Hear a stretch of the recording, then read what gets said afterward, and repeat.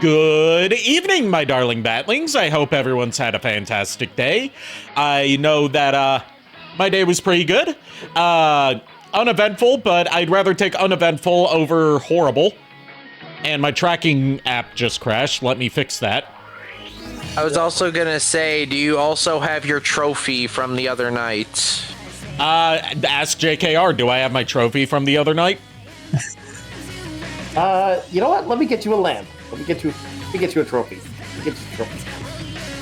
You want You know what? Let me see if I have any lumps in my assets that I can load. Yeah. So what happened the other night? What? I beat Mega Man X2, and my prize is that I received the lump. Basically, I'm a moth. I'm a moth. I seek lump. Moth Ari versus Moth in Mega Man 2. Guess what? Mega Man X2. Guess what? They get the lamp. Ari gets lamp. Yes, because I beat Morph Moth and proved that I am the best moth. So the moth that Ferret took. No, Lamp. different moth. Ferret didn't take a lamp. Ferret wasn't present for it. How do you know? Because I was there. You were not. Well, how do you know that? I could have been in your stream watching. Waiting. God damn, Miles, you're not making any fucking sense. Oh God. Do I need to make sense? Yes. One of us has to. It's not my day today. Hold on, I found a lamp. I found one. I found 2 styles of lamp. I'm not going to be the one that makes any sense today, sorry, so. By the way, if anyone has any advertisements, you can put it on the wings where it says free real estate. Advertise my Charizard's greatness. Yes, the Church of Zard. The Church of the... I found a bunch of lamps. I'm just looking for... You know what? The lamp I'm going with is this one. Just need to make sure it's on the right layer. There we go. Lamp. I need someone to create the Church of the Zard, like, image, just so I can make it be on Ari's wings. I'm going to put the lamp right up here behind my head. So it is still in view. The Mad Scientist Division and the Church of Zard, one on each wing. Hey, yes. Iron. Glad to see ya. Hey, Iron. Up. Hold on, I'm in the wrong app, so I'm resizing myself. There we go. Yes, tonight we are doing... we're continuing introducing Niko to the Metal Gear saga with Metal Gear Solid 3, my personal favorite of the series. Yeah, I was here for your guys' run with 3, but I was like in and out of it because you were here. You were here for one part of it because right. we didn't have a consistent schedule for you being present at that point. Right. So now that the lamp has been set up, let us switch on. Well, actually, make sure we get the game loaded up first, and then switch on over to the gaming scene. So that way, it doesn't fuck up the controller stuff.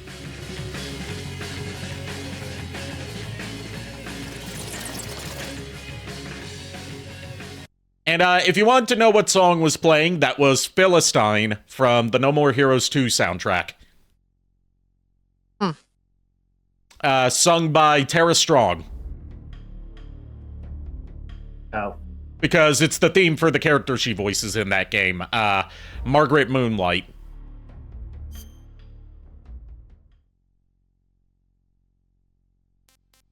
Let me just make sure the volume levels are right. Now we need only Metal Gear Solid 4 re-release. Unfortunately, I don't even think that's going to happen. It's going to be very difficult to make it happen, not just on a technical level, but also because of the sheer amount of real-world branding that's in it. Like, you know, having an iPod that you carry with you, and Otacon using a MacBook. Also, Otacon saying, "Oh right, we're using a Blu-ray disc. We're on PlayStation 3."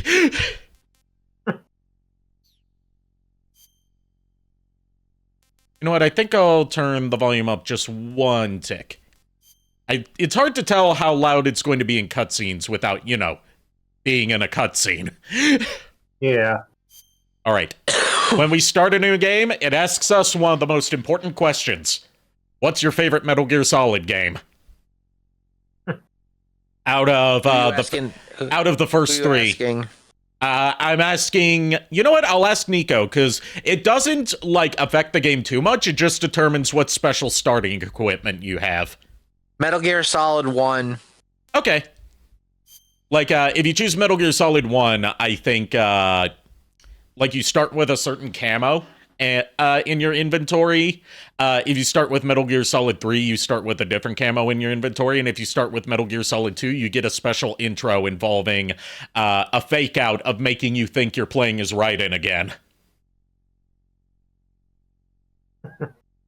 God forbid. Because this was hot off the heels of people hating Raiden. Of course. I'm doing good today, Iron. Thanks for asking. I got my lamp. I am satisfied. Yep. I mean, I was doing well. I was asleep most of the day, so I really couldn't tell you how I was doing. I hope, Niko, I hope that you and Lulu were okay, staying safe from the winter storm that we had this morning. That was horrible. I had to go out in that mess. Yeah, our window upstairs, the front door, the window was sheeted in ice. Oh. Oh, shit. So the window decided to have a sheet. God fucking damn it. You brought this up yourself. I know what I did. 20 minutes to drop off. Commencing internal depressurization. Equipment check. Let's see it. Oh, and Ari, I actually wanted to ask your permission on something. It actually involves you. Is it the thing you asked me in the server yesterday? No, not that. No. Took me a minute to realize what you're talking about. No, about a rule update? Yeah, no, not the rule update. I figure you'll deal with that on your own. Yeah, the answer whatever. to that one, by the way, is yes. I just wasn't awake when you asked that. No, I figured. That's why I figured this way you'd see it updated on your own time. I wasn't going to bug you about it. Yeah. What I was going to ask you about was the old fan dubs we did for Transformers the movie. Yeah. I have two questions for you. One, are you okay with me posting them in the server? Yeah, of course I am. Because you have them unlisted. That's why I'm asking. Yeah, I have them unlisted, but yeah, with you can share them in the server. Okay, and then, the second question is, would you care if I were to download them to my computer and then upload them onto my own YouTube channel? Yeah, go ahead. Just make sure to credit me appropriately, since I put all that together myself. Right, I will definitely credit you, my dude. It's just I want to make sure. When you upload stuff to YouTube now, you can tag people in the video, and it'll automatically link. It's called invite a collaborator. When you upload something, and it'll make it so when it uploads, it says it's by you and whoever else you invited as a collaborator, instead of just crediting it to you. It's a good way of it's a better way of doing collab videos now on YouTube. One of the rare good updates. Yeah, that's good, because that rather than having to @ the person in the title or something. Yeah. So, just to explain to Niko what's going on, Snake is about to do the world's first Halo jump into Soviet territory. I was gonna say, wasn't there a thing where he can fuck up a jump and then just game over in the cutscene? Yeah, that's a joke cutscene that was included in the PS2 subsistence re-release. Oh, okay. Kind of like a blooper. Not in the HD remaster, but it was included in the remake.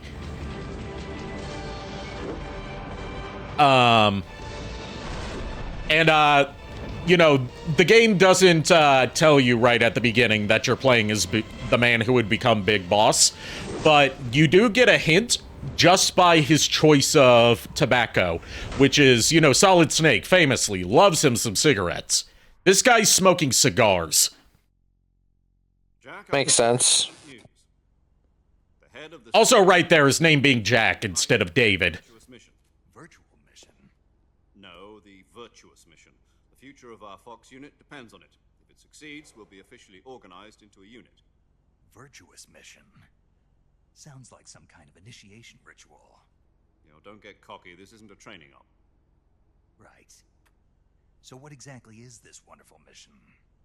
Well, about 2 years ago, a certain Soviet... About 2 years ago, I was Chinese. ...one of our moths. Wow. Nikolai Stepanovich Sokolov. Get ready for a lot of the most Russian-sounding names you will ever hear, given that this takes place in Soviet territory. But, yes, we need to sneak into a Russian base and extract the rocket scientist Nikolai Stepanovich Sokolov. The Soviets achieved the first manned spaceflight in history. And bring him to the U.S. But there was no God. Well spoken. The rocket that carried Yuri Gagarin into orbit was the A-1, known as the Vostok rocket. I thought the rocket carried Tim Curry just to get rid of just to get away from communism. To get away from capitalism. Capitalism. Sorry. It's okay. This is the 1960s. That hasn't happened yet. Specifically, this is 1964. So, like, to give you an idea of the political climate that this is hot off the heels of the Cuban Missile Crisis. And the assassination of John F. Kennedy. Okay. One of his conditions was that his family was also to be taken safely to the west. So, like, Cold War is close to going hot. And succeeded in sneaking Sokolov over the Berlin Wall shortly afterwards. I was the one who conducted the operation. The security on the eastern side was still full of holes back then. Then what? We got Sokolov over in one piece. Be back in a minute. Okay. Bigger time. And we checked him into a hospital in West Berlin. Computer set a timer for 1 minute. 100 miles to get from the research facility. I don't mean that literally. I'll be back as soon as I get a second. Yes. Computer cancel timer. A week later that we had... I was gonna say, time to speed run, Miles. Time to speed run. October 16, 1962. Look, I'm being an asshole tonight. I woke up from an app and chose violence. When do you not? I didn't want to choose violence today, but then after the whole deep dish pizza thing, then I'm like, okay. I thought it was going to be after the spider cake. But the Soviets didn't... Well, that didn't help matters either. No, the spider cake just amplified my desire for violence intensely. US and Soviet forces went on alert for an all-out nuclear war. And no, viewers get no context for the spider cake. Emergency security and unofficial channels. Nope. And the hair trigger... Let me ask you something. How many tarantulas did it take to make that cake? to remove Yes. missiles from Cuba. So the world avoided a nuclear holocaust. But in order to get the Soviets to pull their missiles out, we had to make a deal. You mean the one where the US agreed to remove its IRBMs from Turkey? No. The Jupiter IRBMs deployed in Turkey were obsolete, and we were going to get rid of them anyway. Why would you put IRBMs inside of a turkey anyway? That's a horrible fix-in. A cover story that I thought their IRBMs were all lamps. So what did the Russians really want? Sokolov. They wanted us to return Sokolov. A spider cake sounds like a dish made by Muffet, says Iron. I was thinking, like, it sounds like something that Hachima would make on one of her cooking streams, given that she has been known to, like, you know, make ramen and then mix tarantula into it. In the end, we had no choice. I'm fucking sorry? One of the original Hololive members, by the way. The next day, I got Sokolov. I mean, I know you can buy canned salted zebra tarantula, but are you fucking serious? Her cooking streams are notorious for being cursed in multiple ways, including one where she was trying to make rainbow ramen, where like the noodles are dyed different colors that make up the colors of the rainbow. Working on the weapon in question under KGB. She put in too much food dye. It's on the verge of completion. So Oops. Oh no. As in, she put in an amount of food dye that would actually probably make you sick. same technology.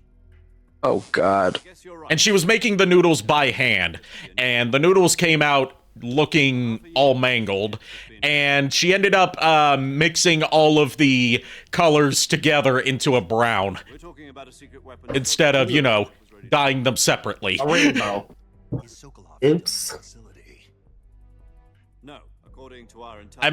I mean, let's not forget how Muffet makes her food from spiders for spiders. I still haven't played Undertale. Oh god. I was also gonna say the whole spider cake thing sounds like something someone from the Munsters would make. Apparently, there could Or be the Addams Family. the weapon, but it's our best chance Yeah. to get him back.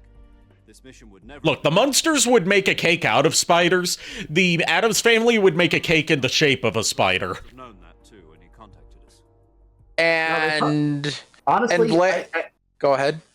I'm going to say this. I have a feeling that the Addams Family would actually make a cake out of like a giant spider as it is. Like, I just have a feeling that's something they could do. They would use the giant spider as a mold.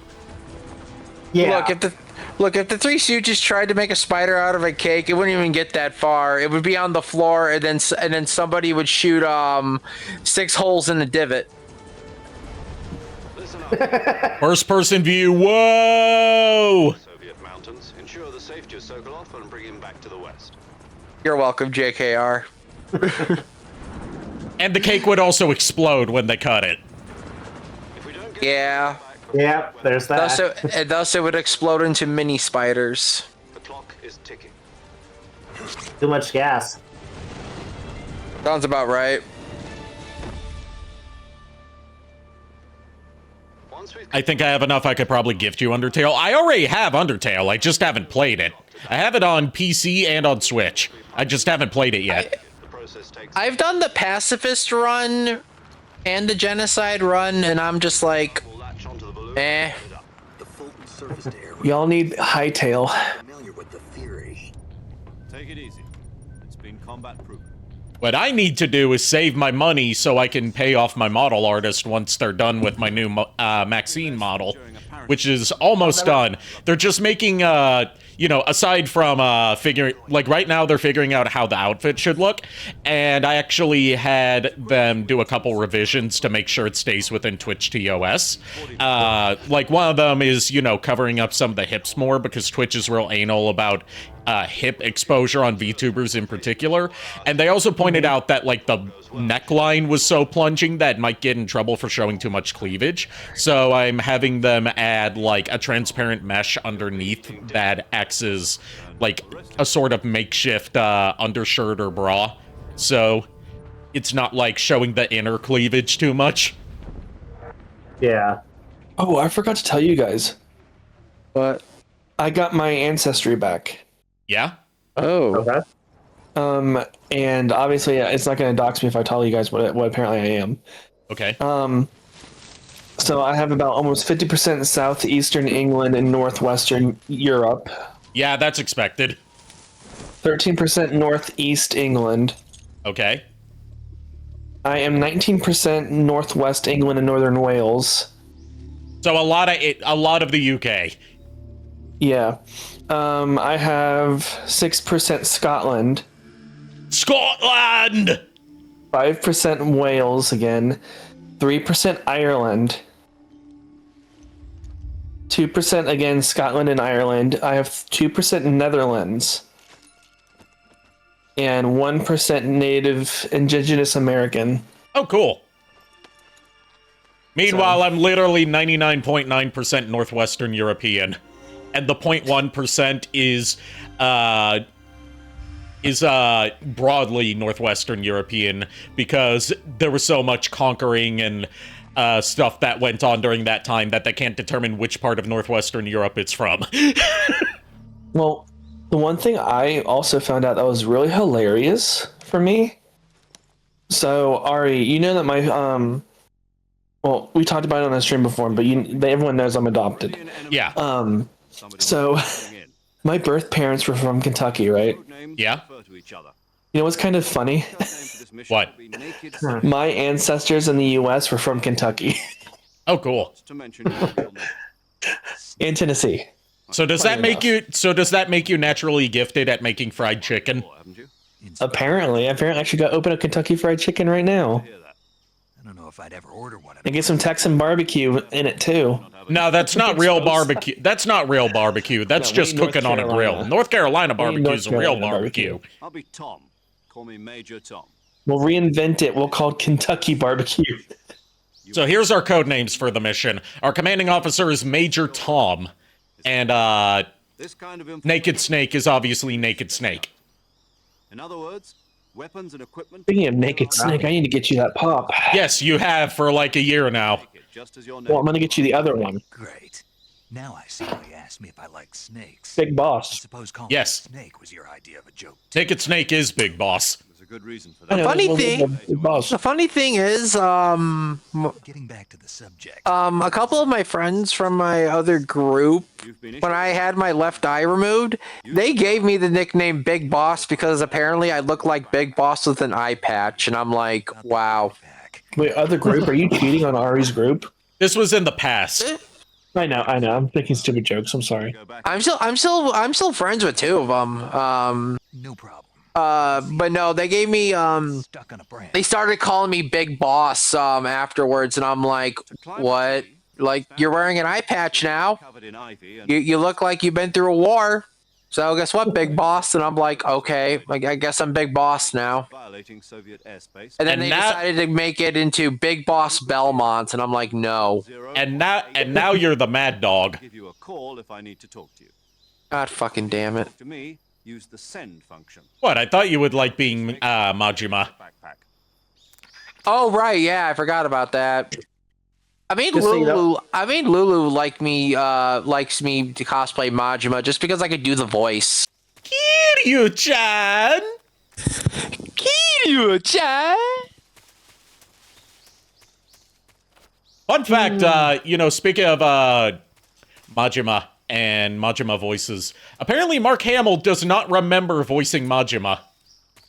Yeah, he does not. I think he blocked it out of his memory. Well, he only voiced him in the one game.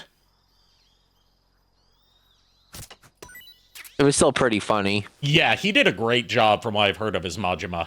Even though it's a very different take on Majima compared to what we're used to. Yeah, and then Majima in director's cut sounds. I haven't Sounds amazing. I haven't gotten to him yet. I need to get the spirit to move me to play some more Yakuza 0 director's cut with you guys. Speaking of Yakuza, Card can't Fight believe my Vanguard, favorite- yes. I can't believe my favorite Vanguard card fight game has Yakuza crossover. Never thought that would happen. They do anime, but I've never seen them do another video game. All right, so we got separated from our backpack. We need to climb this tree to get the backpack back.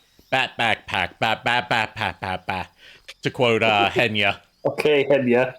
Also, Ari, just a heads up for you. I am now purchasing the Sword Coast Adventurer's Guide to get you the swashbuckler Okay. Cool. subclass.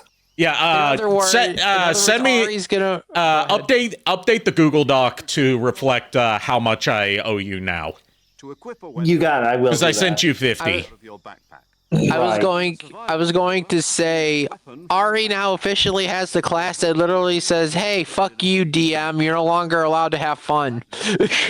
I thought that was the samurai. Press the enter button. No, samurai. That's only samurai. So when what- you allow so what the you're players saying to i- be at level.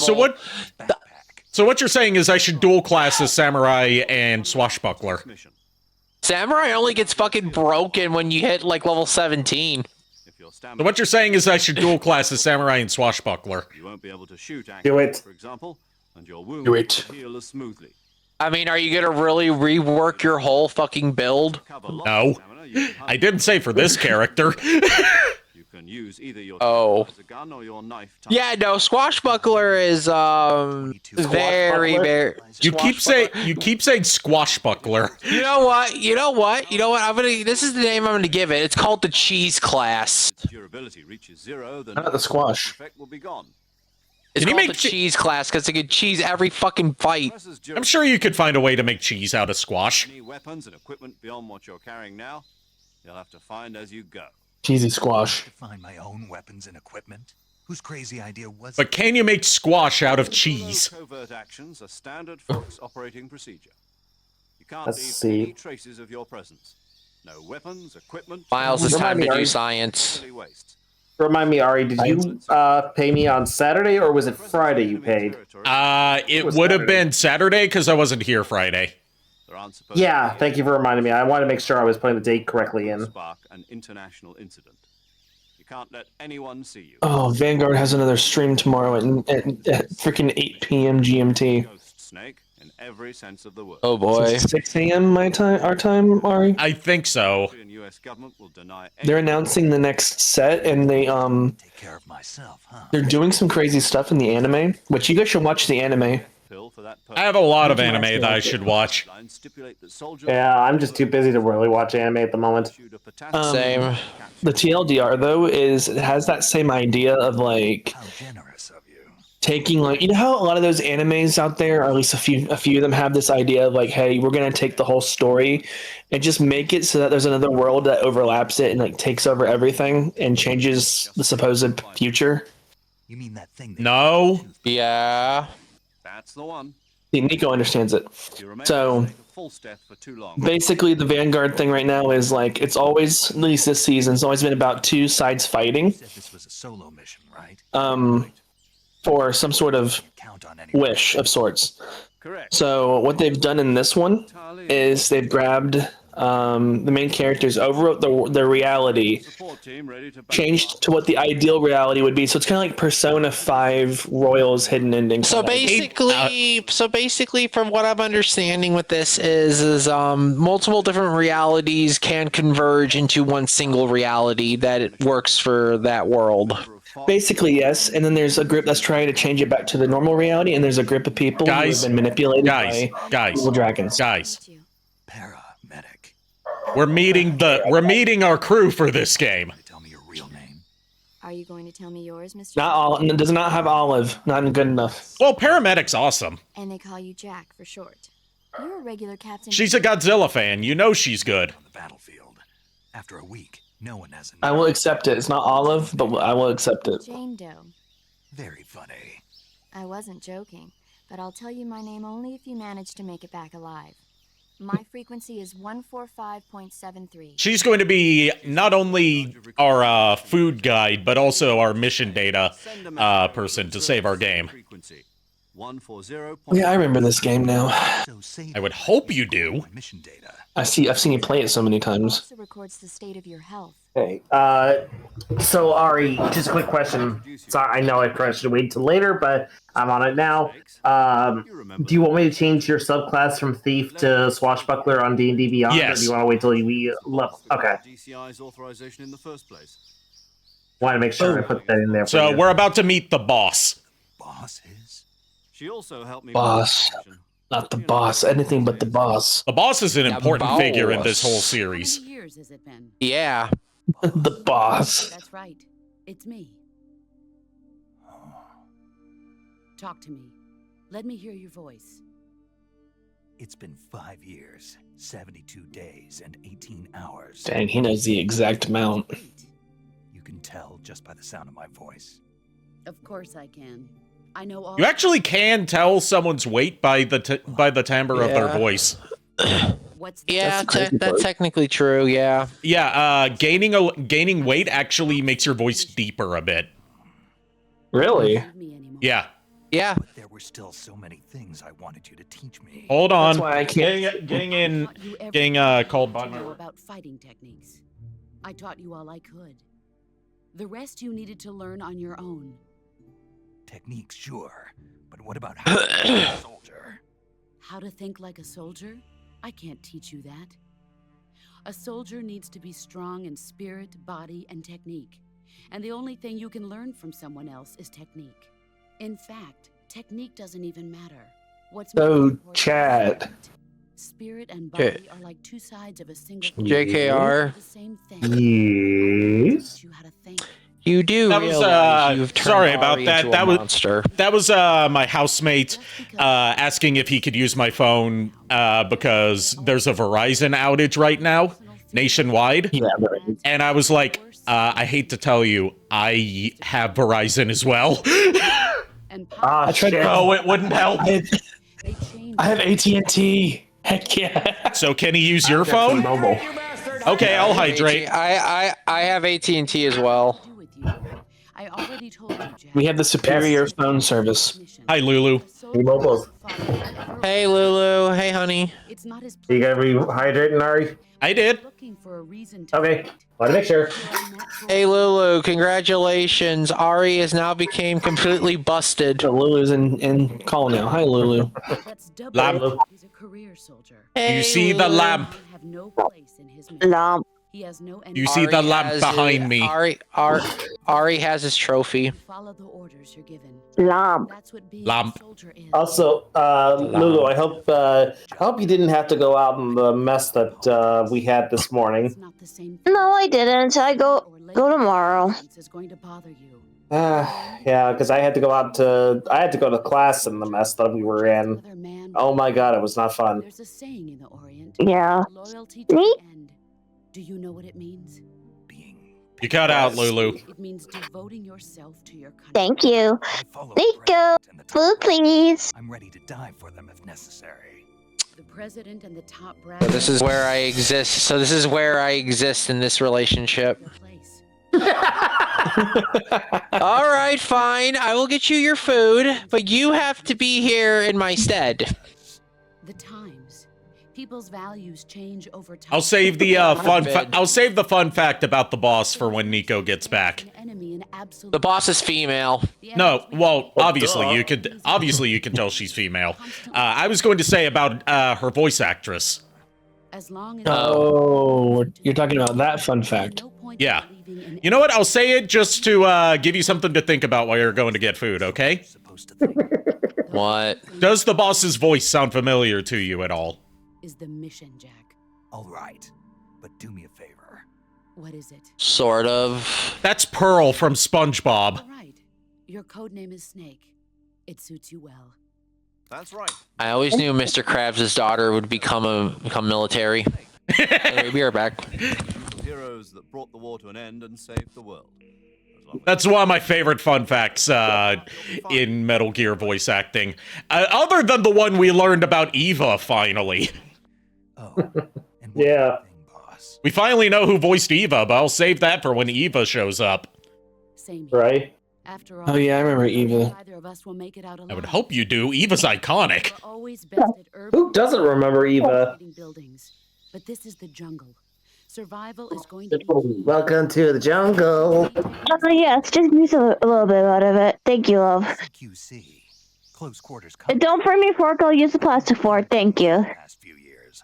I'm probably So you're saying fork this. not to worry. I'll be here. Remember, God damn it, Ari. First You're welcome. All I'm gonna say is that recording you of Eva's voice actress, I never expected that. to the Yeah, no one did, but now that we know, we can't unhear it. order permit. I know. I know. I mean, no one expects the Spanish Inquisition. 80. Call me if you need my advice on battle techniques. Gotcha. Your mission is to retrieve Dr. Sokolov. Yes, I know that joke was Dr. bad. Sokolov is being held in an abandoned factory located to the north of your current position. I'm gonna BRB. I gotta Anyone see? switch out this water. Forget. It's This is a stealth mission. Remember, be stealthy. Do not go in guns blazing. The basics. Do not get caught. For fuck's sake, Snake, do not get caught.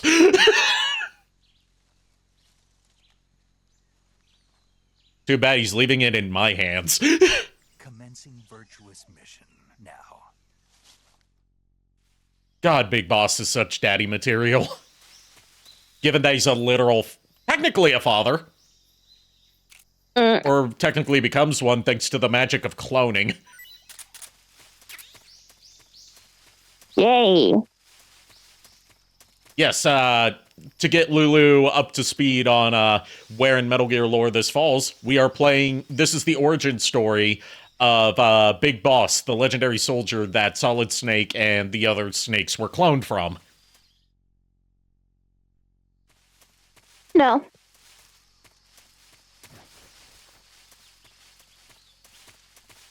Blame Niko for getting me into it, though.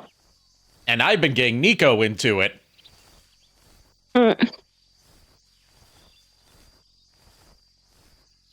Also, good roleplay last night, Lulu. Wolf. Wolf indeed. But yeah, I do like the moth on ya. You should definitely get a rig when you can. Yeah, I just need to re-download the rigging software.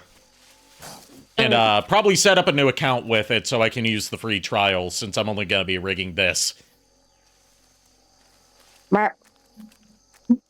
Alright. I'm going to be real stealthy here and kill this gator. After I've knocked it out with a tranquilizer dart. Any minute now. There we go.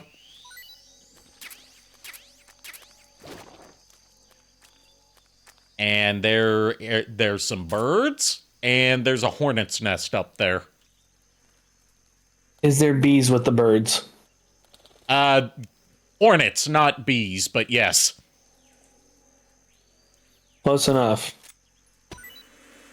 And now I've shot down the hornet's nest. And we can collect the hornet's nest. And we can eat the hornet's nest. I mean, it's possible, but be careful, though. The hornets are not in the nest, thankfully.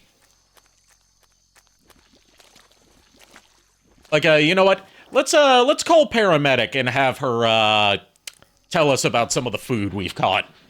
And, how it tastes and whether it's good for us or not. I see you've captured a giant anaconda. The giant anaconda is believed to be the largest snake in the world in terms of weight and diameter. It's not poisonous, but its large size makes it extremely powerful. Also, apparently, this anaconda don't want none unless you got buns, hun. So, good thing you're caked up, Snake. And Snake. Got it. So how does it taste? I knew you were going to ask me that. Glad I didn't disappoint you. So? Well, the guide says it tastes all right. Good. I'll have to try some. I love paramedic. You caught yourself a reticulated python. The reticulated python is said to be the longest snake in the world. The biggest ones can grow up to 10 meters in length. 10 meters? That's like They're not poisonous. They're still more than 9 meters. Around them.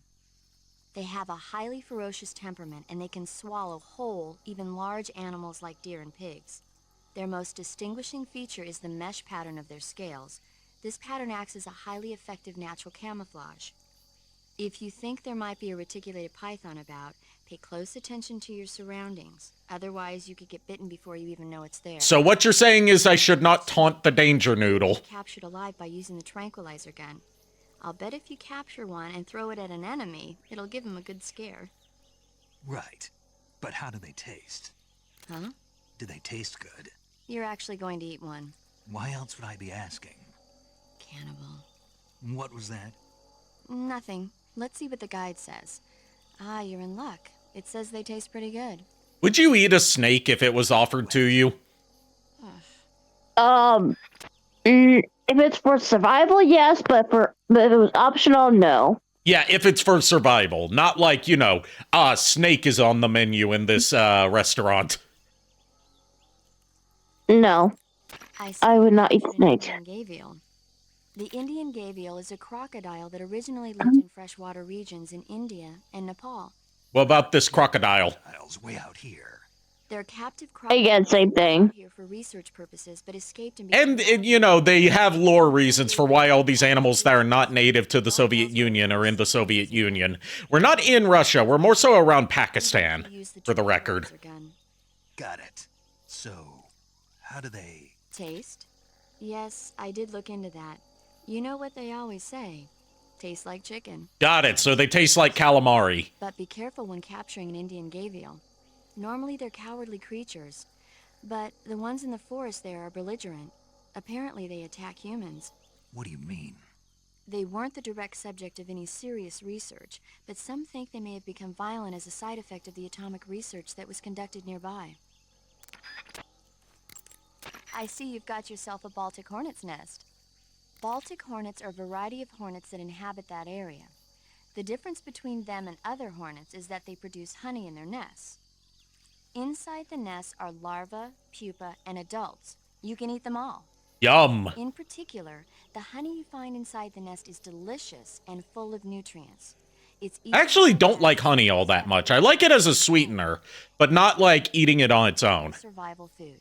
Or like as a topping. I like it like mixed into tea. When honey is applied to a burn, it creates a protective coating over the skin. When you knock down a hornet's nest, a burn ointment will appear along with it, so don't forget to pick it up. Of course, the hornets aren't going to give up their nest without a fight. You heard it here, folks. If you accidentally burn yourself while cooking, just put honey on it. Note, do not take that as actual medical advice. I am not a doctor. I just pretend to be one. I see you found some Russian oyster mushrooms. The Russian oyster mushroom is an edible variety that... Hey, Shadow Dragon! Family. It's known to be particularly rich in... You guys are being awfully quiet. Apparently, it's usually found growing on hollow logs, so look there if you want to eat some. Snake, that area... Okay, that's all the food that we have from her. So let us venture onward and learn how to camouflage. Actually, let's call the boss to learn about some of our stuff, because this is the only time we get to call the boss to learn about stuff. To use camouflage, first press the start button to go to the survival viewer. Then select camouflage. Since I learned that this is Pearl from SpongeBob, I can't hear the boss without expecting her to either break down crying melodramatically or to go, "Hey, Dad!" By selecting fatigues that blend in with the environment. I can't do an impression of Pearl. My voice isn't feminine enough. Surroundings will attract attention. Visibility is poor in the jungle, so you'll be finding yourself in a... You know, surprisingly, there's no stick bugs in this jungle. Right.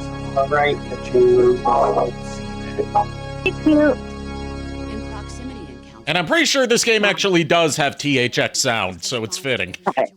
Careful. It's only one option. Move out.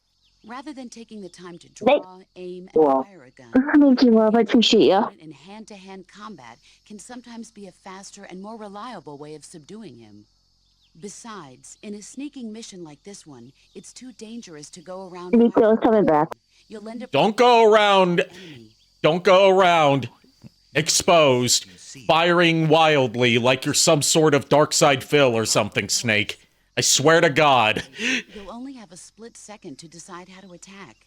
Use the weapon button to attack using a weapon, and the CQC button to attack using CQC. What, you really got nothing to say to that, Miles? Press the CQC button once to throw. I do not.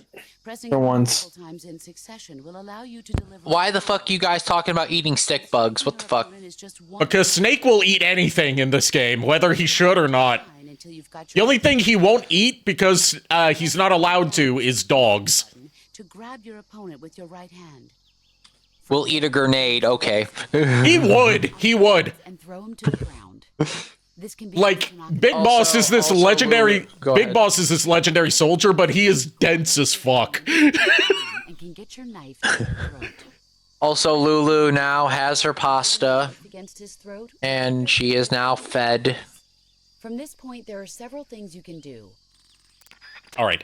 I am going to show off, if I can get the boss to cooperate, I'm going to show off one of the Easter egg phone calls that you can have with her, or radio calls you can have with her, only in this opening sequence.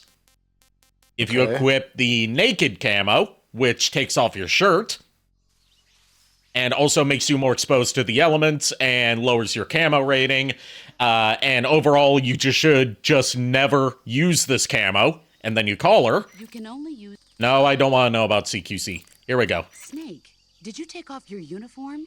Yeah, What's Oh the my. matter? just needed to loosen up.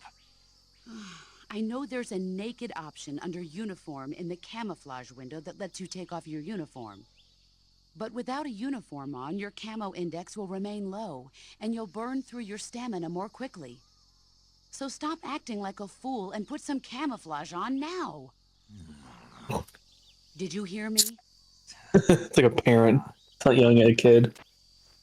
And the guy that takes the boss's place in the main part of the game, Sigint, if you call him about the naked camo, Snake will ask him, is there a way to take off my pants? Like, Sigint, like, I love Paramedic in Metal Gear Solid 3, but, like, I love Sigint as well. I just love his whole lineup in this game. This is the best lineup of radio people that Metal Gear's ever had. I remember to go take that Dawn to get it graded at PSA. Oh, enemy spotted. And in this game, we don't have a radar like we have in Metal Gear Solid 1 and 2. So you really have to rely on your eyes to pick out guards. Yeah, because it's you're doing with the times. Yeah. It does have some, like, period inappropriate weaponry and equipment in it that they hand wave as being prototypes or experimental weapons. Snake, your presence in Soviet territory. But they don't give you a Soliton radar. The closest you get is you get a sonar, you get an anti-personnel sensor, and you do have, like, a radar that just detects movement in general. But they're all battery-powered, and the battery can run out. Is right. The point of this mission is to sneak through the jungle without being seen. Got it. I gotta go sneaky, sneaking like I'm Snake. Camouflage by selecting camouflage from the survival viewer. The uniform option lets you pick your uniform, while the face option lets you change your face paint. Choosing camouflage that blends in with... So for the special camo that we get for the option we chose at the beginning of the game for our favorite Metal Gear, we get the leaf camo. If you just stand up and run around like an idiot, you're bound to be spotted. But if you crawl instead... Just to let you know what we got through your choice, Niko. Look, at least we're not doing European Extreme.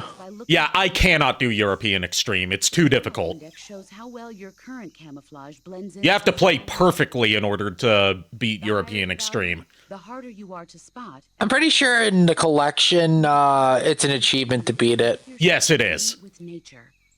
Keep that Yeah, fuck that. Like, if you can beat European Extreme, it proves that you're a master at the game. I just got an achievement for achieve a camouflage index of 90+%, called I Can Totally See You.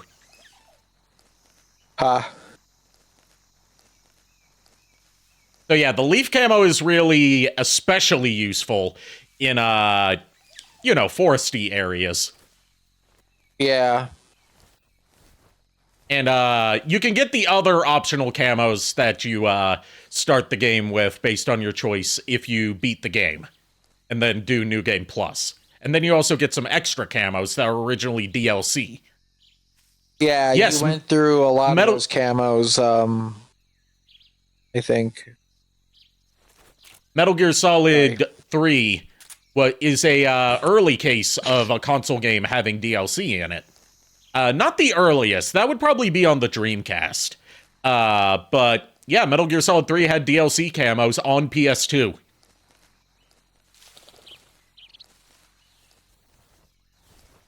Oh, there's a Russian false mango.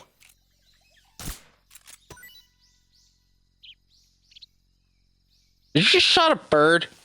No, I shot a mango out of a tree. Sorry, false mango. The animals in this game are mostly real, but, the, fruits and, mushrooms are not real. I was gonna say, a Russian false mango sounds like the species of a bird. You can shoot birds down, but I tend not to go after the birds just because, like, unlike the other animals in this game, if you miss your shot, they just fly away. Fair.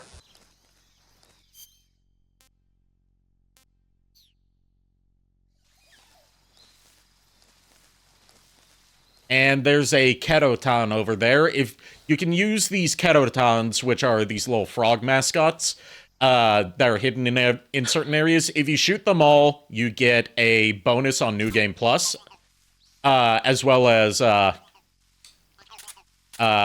getting a achievement and a special rank.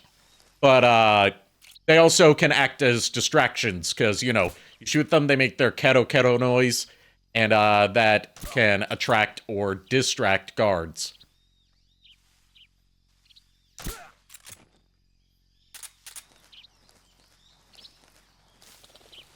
And the reason I'm noticing I have to keep equipping and unequipping my gun, because I seem to be running into a control issue where Snake keeps getting stuck in, like, firing mode whenever I shoot in first person.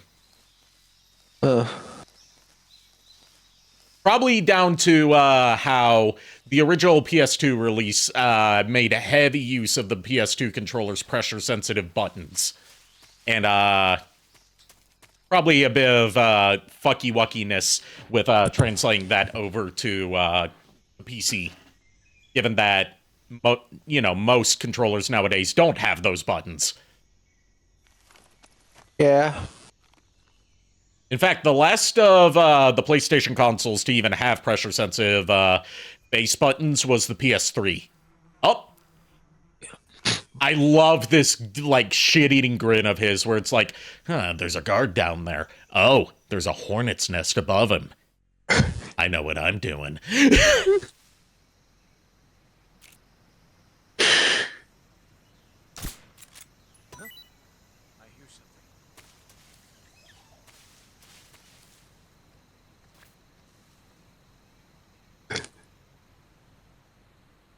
And boom. I got an achievement called Beekeeper. Use bees to harass an enemy.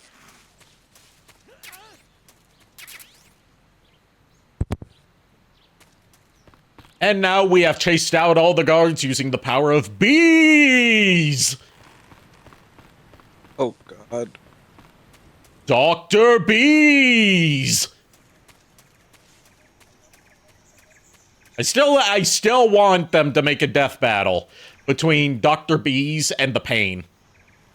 See who's the superior beekeeper.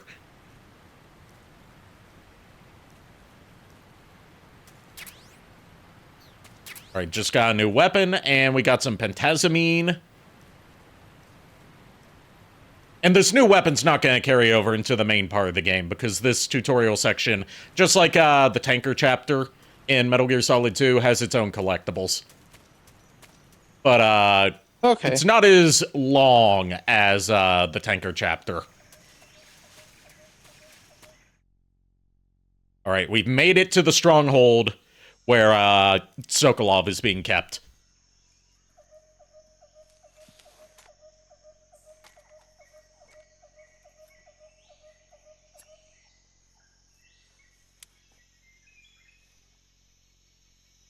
Major, I've reached the abandoned factory where Sokolov is supposedly being held. This place is a dump.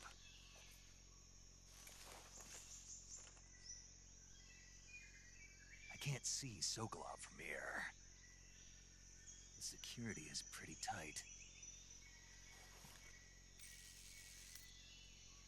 There are sentries posted around the perimeter. I wonder how many are inside. Your objective, Sokolov, is inside the factory. They should be holding him in a room in the northeast section. Northeast section. Got it. Be careful. Your mission is to bring Sokolov back alive. He must not be exposed to any kind of danger. Do not approach Sokolov while in the alert phase. Right. Oh, and one more thing, Snake. You mean there's more? No, it's just... But I'm not done yet. If you call right now. From me. God damn it. Sorry for being so late. Is that all? Yes. Understood. Beginning my approach to the target. Just imagine a stealth game, like a Metal Gear Solid game, or a Metal Gear Solid-like, where you play as Billy Mays. No. That would never work. You know damn well it would never work.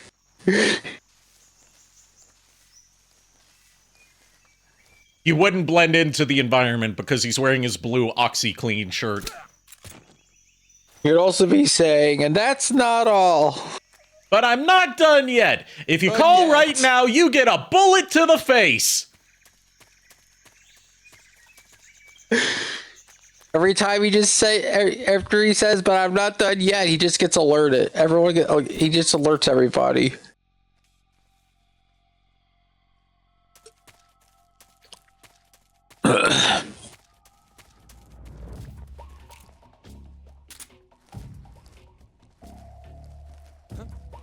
Who's that? You didn't see me. Because I can't see you, I see your feet.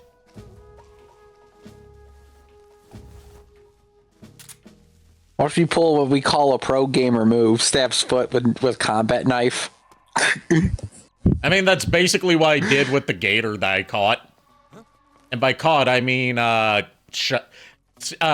him out with a tranq round, and then shot him repeatedly until... then stabbed him repeatedly until he died, and then picked up his meat. What's wrong? And I haven't eaten any of the meat yet. I should probably eat some meat.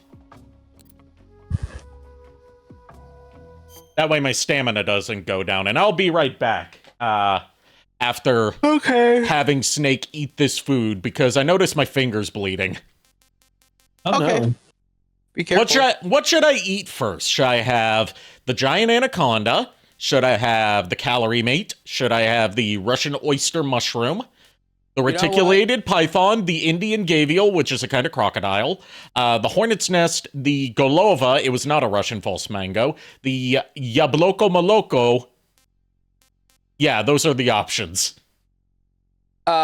This game is called Snake Eater, so we gotta eat a snake. There's an achievement for eating a snake, but should I eat the anaconda or the python? Anaconda. Anaconda. Don't be a coward. The anaconda don't want none unless you got buns, hun. Good thing that Snake's here. He's caked up to the max.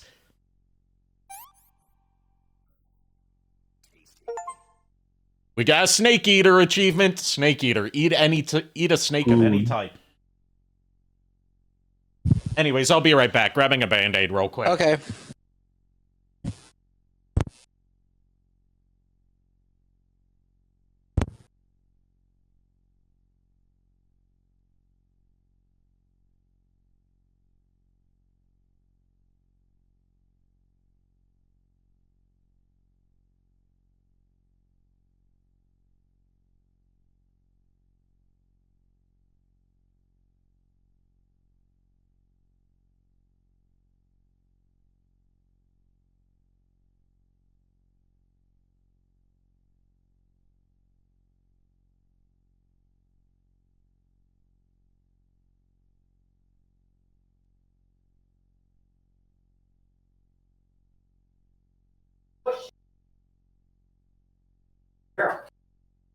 Go.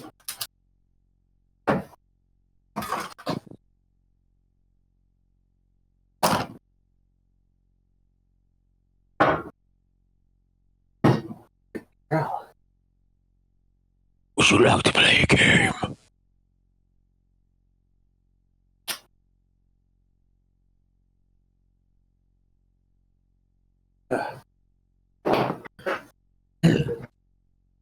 Did I miss something? What's going on? A lot of things. I don't know. Would you like to play a game, Dr. Robotnik? I I just don't know, want to I'm make sure being weird. No, you're fine. Ari had to go get a Band-Aid. They are bleeding. I'm back. What'd you do to Welcome. yourself, Ari? Not just a hangnail. Ow. Nothing Don't serious. lie, you don't Nope. lie, you downed an entire anaconda. That's what happened. A Band-Aid wouldn't help with choking on anaconda. Yeah, sorry I was gone for so long. It took longer than I expected to get the water I wanted. I'm hearing excuses. Yeah, it's stupid because the fact is I legit thought there was going to be a new jar in the fridge for me to grab, but nope, I had to make a new jar of water, and I had to send it through the machine just to make sure it was purified and all that.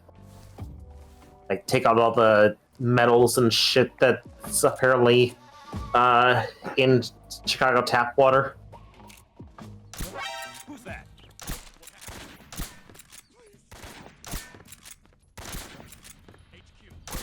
First alert of the night. Also, we have a widget. Widget of the stream, what is your wisdom? She's too busy chewing on her favorite toy bone. Aww. I see it.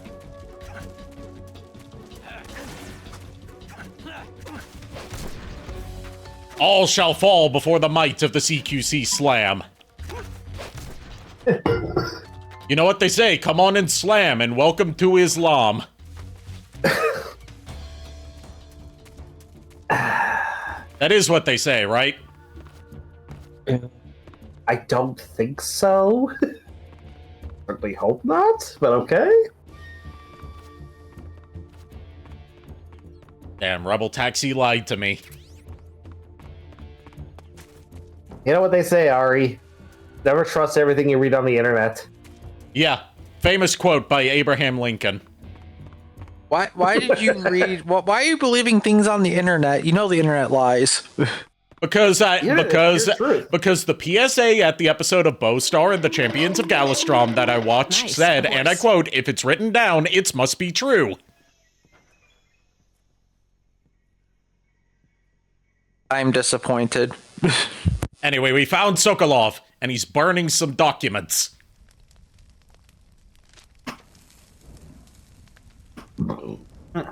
You know, brilliant idea to leave the man who you're trying to get to design blueprints for something in a room with a furnace. One of Volkin's men.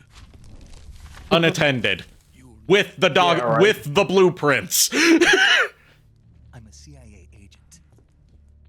I've come to escort you back to the other side of the Iron Curtain. Your CIA. You know, we may not be CIA agents, but you know what we are agents of? 2 years ago. Chaos. I mean, that too, but Extra Life. The message. Yep. Yep, we are part of Extra Life. Sorry. Yep, the Mad Science Division. At your service. I wonder if Sokolov would fit. He's not mad. I think Huey would He's fit not- in the Mad Science Division. Of his word. Yeah, Huey. But fuck probably. Huey. Yeah, nobody wants Huey, not even the Mad Science Division. Me out of here before they arrive. Who's there? He's not. I wouldn't say he's really mad. I'd say he's just incompetent Know him as Thunder. and self-centered. Keep in mind, minimal spoilers, because I want Niko to really understand my hatred for Huey. Extremist faction. Oh no, I get you. Control of the motherland. Ever since the Cuban Missile Crisis 2 years ago, Khrushchev has been pursuing a policy of peaceful coexistence with the West. Despite resistance and criticism from hawks in the army and the provincial authorities, Khrushchev has managed to suppress the opposition so far. But the failure of his agricultural policies has put him in a precarious position. And on top of that, the tragedy last November. President Kennedy's assassination. Precisely. So, it just occurred to me, right? Biggest partner and his power base is rapidly Snake in this game is a CIA agent, right? plotting to use this Yes. Yeah. So, when he wakes up in the morning during this period of his life, does he bid good morning to the USA? And does he have a feeling that it's gonna be a wonderful day? Does he see that the sun in the sky has a smile on its face, and he's shining a salute to the American race? OKB 812, known You're as trying to log the lines of Huey at this point, buddy.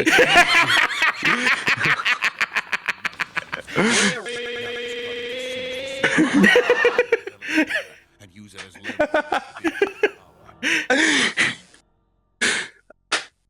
I was like, no, we're shutting this shit down right now. Fuck that. The intelligence says that they are going to make their move during the test. Huh, the you may ask yourself didn't trigger. That's its cue to just trigger at the most random, unexpected moment, by the way. Right. I'm not like gonna. Good lord. I'm not gonna refund my points because I'm just like it'll probably trigger itself at some point. It's going to hit different. And even that, it's only like 200 points. I'm just like, nah, not that big of a deal to me. I've got plenty of points on hand. Yeah. Yeah, for that one moment when everybody in chat just throws like 1,000 like pies at Ari. Yes. Well, actually, I do just Twitch. I do know exactly how many objects are thrown at once with the max redeem for throwing objects. It is 50. How many? So 50, and if you had 10, now we need everybody to throw 50 objects at once and crash Twitch. Having second thoughts. So, I have no Sokolov is worried that Colonel Volgin is going to be on his way. Colonel Volgin being the leader of an opposition movement to Khrushchev, who wants to turn the Cold War hot. Major, this is Snake. Got that, Nico? Sokolov is safe with me. He went AFK, didn't he? Good work, Snake. Yeah, I think so. Hurry up and get Sokolov to the recovery point. I blame Miles. We're with you there. Roger. Don't blame me. I did nothing wrong. I managed to get past them. I see. I blame everybody but Ari. What happened? The fuck did I do? You went AFK you took your headphones off for a moment while I was telling you about Volgin. I had to change my shirt. Oh. But, yeah, Volgin is probably gonna be on his way, and he's the big bad of this game. Russian, Russian. Wasn't he the guy that drove that stupid naming tank? Yeah, the Shagohod. I still can't take that name seriously.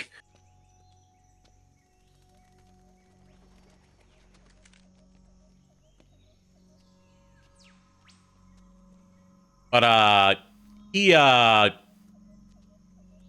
the leader of, the GRU, which is, like, a faction of the Russian military, special ops faction of the Russian military, and he is staunchly against, President Khrushchev, and, wants to unseat him, replace him with, Gorbachev, I believe. No, not Gorbachev, whoever came after Khrushchev, but before Gorbachev. And turn the Cold War hot for the supremacy of Mother Russia. Oh god. And now Snake and Sokolov are surrounded. So this is the legendary boss. The boy is here! My boy! My boy. My boy. A young revolver ocelot. Pre-revolver! You're from the Ocelot unit of Spetsnaz. Huh. What's a GRU soldier? He doesn't have his revolver yet, Nico. He's got a, just like a semi-automatic. Soldier. Yeah. But he's still twirling it like he's a cowboy.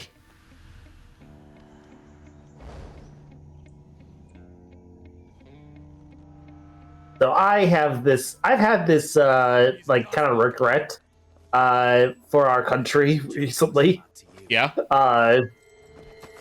Don't you I kind of feel like we should have shot down Sputnik before it had a chance to enter orbit. But you know, Get out of here. that's just my personal opinion. Don't know why you're bringing that up. What? I mean, you're facing the Soviet Union. Yeah? You know, and Sputnik was a Soviet satellite, so that's where I make the connection. I read that guys. Barry needs me. Okay. Okay. I don't know. Maybe I'm just grasping at straws here. You are.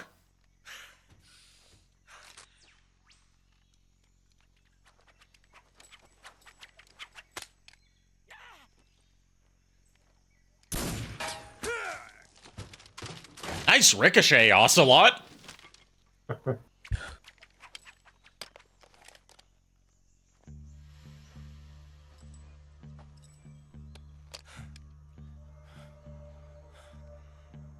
Anything Ocelot's fancy.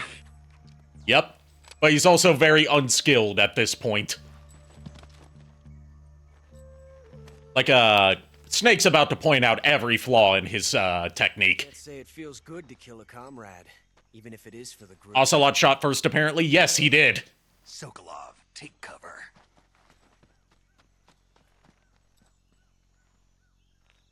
And if his voice sounds familiar to any viewers or participants in the stream, that's Josh Keaton as young Ocelot, who you might know as Spectacular Spider-Man. Not the boss, are you?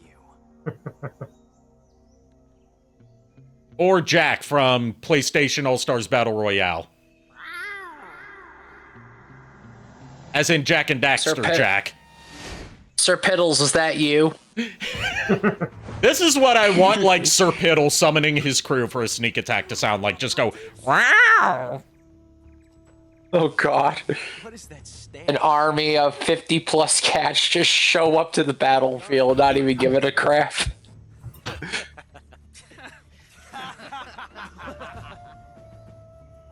If you're not the boss,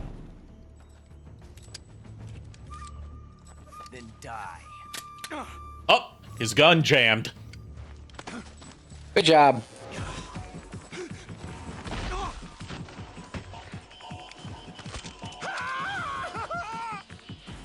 Major! Leave it! Shoot the other one! Whoa! Keep in mind, Snake's not gonna kill anyone here. He's taking them all out with either CQC or, tranquilizers.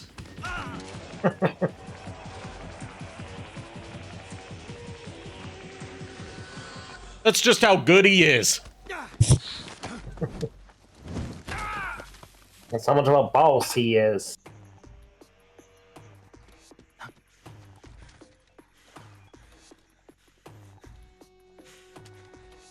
I'll see myself out. Okay. Not a boss yet. He won't even become a boss. He'll become a big boss. As foretold in the legendary song Kung Fu Fighting by Carl Douglas.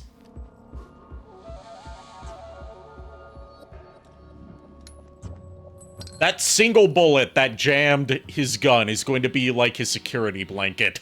Impossible. You ejected the first bullet by hand, didn't you? I see what you were trying to do. But testing a technique you've only heard about in the middle of battle wasn't very smart. You were asking to have your gun jam on you. Besides, I don't think you're cut out for an automatic in the first place. You tend to twist your elbow to absorb the recoil. That's more of a revolver technique. And thus, the love of a lifetime was born. Dog! Am I talking about Ocelot and revolvers, or am I talking about Ocelot and Big Boss? The answer is yes. Oh, God.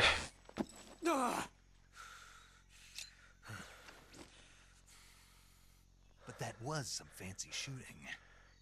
You're pretty good. Canonically, the first utterance of "you're pretty good."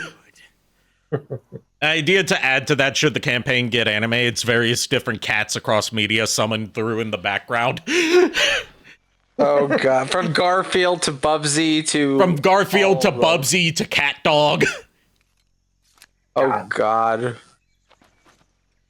Sir Piddles pulls up with this cat army of 500,000 plus. To Corrin from Dragon Ball Z. I read you. Luna from Sailor Moon. Run into a few snags. These guys were after. Probably get a few of the cat-like Maximals in on that too. Felicia from Darkstalkers. Let's get fucking Cheetor in there too. Why the fuck not? Cheetor, Tigatron, Ravage. Sokolov was being guarded. Yeah, Ravage. And hunted by Gru. Snake. Also Glit and the Ravage clones, if you want to get technical. I don't like it. Something about the whole. I was thinking. I was specifically thinking Beast Wars Ravage. Ran off by himself. That works too. Yeah, Shadow Dragon's on that space brain right now. Taukaka. Yep. Taukaka. Let's just get fucking Meowth and Persian in there. Blaze the cat. Oh hell yeah, Blaze the cat. Throw her in too. Oh, and right here, I'm about to show an alternate game over you can only get in this sequence that also gets you an achievement. Because all the troops, including Ocelot, are knocked out. I'm just going to kill Ocelot. Achievement unlocked. Problem solved. Series over.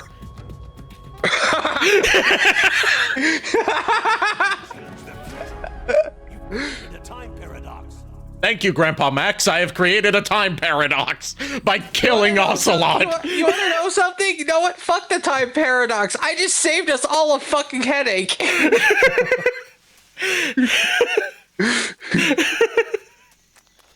Who gives a shit? I beat the game. We beat the game, boys. That's it. We're done. We're going home now. We killed Ocelot. We're done.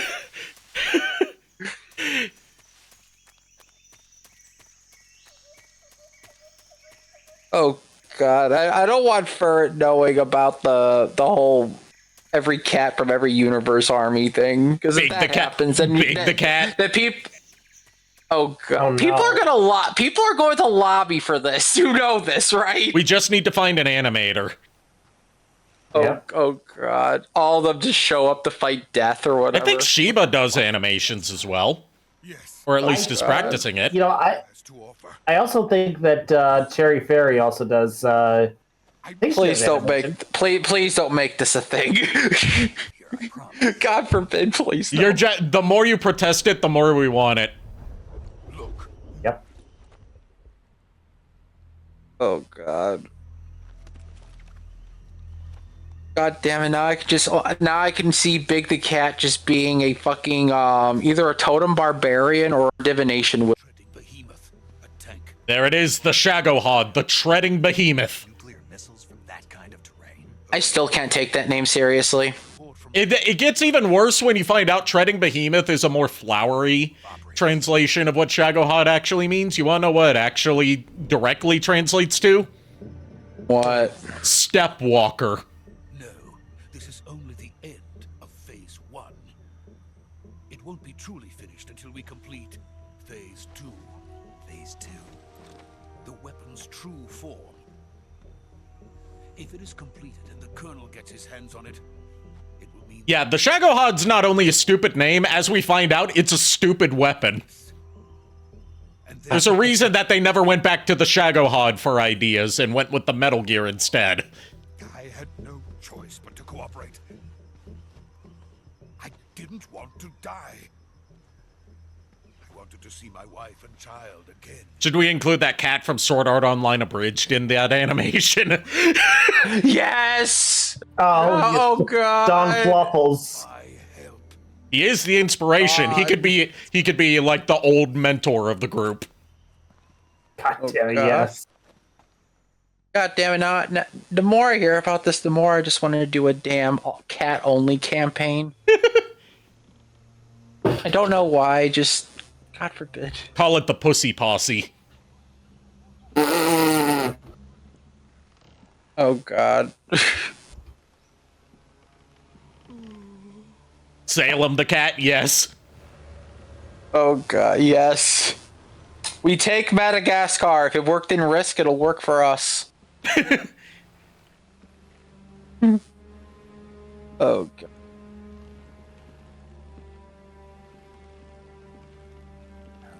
Up, it's the boss.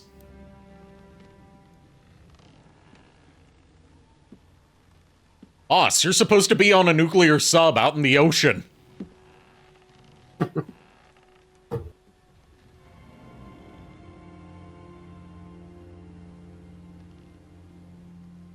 Boss?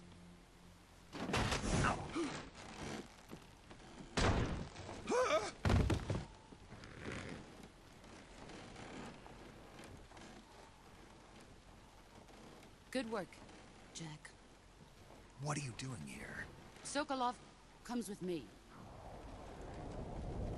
And here they come. Yeah, they come. Bees! Dr. Bees! What's this? A standoff on a rope bridge? A large influx of bees ought to put a stop to that! Oh god.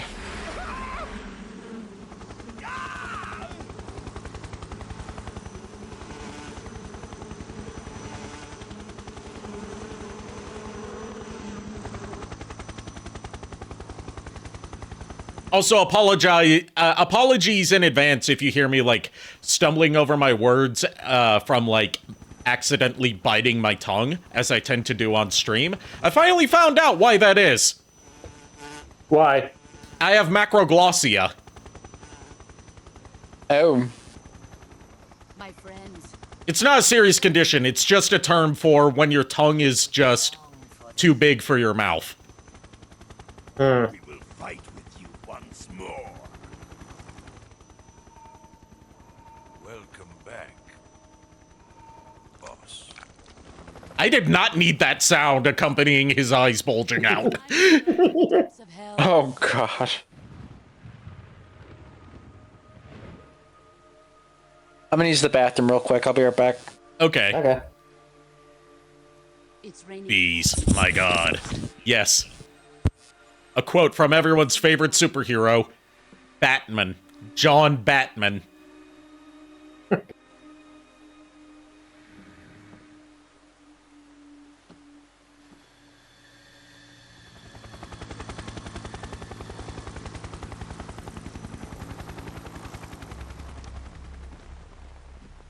And here he comes. The electrocutioner himself. Kuwabara, Kuwabara.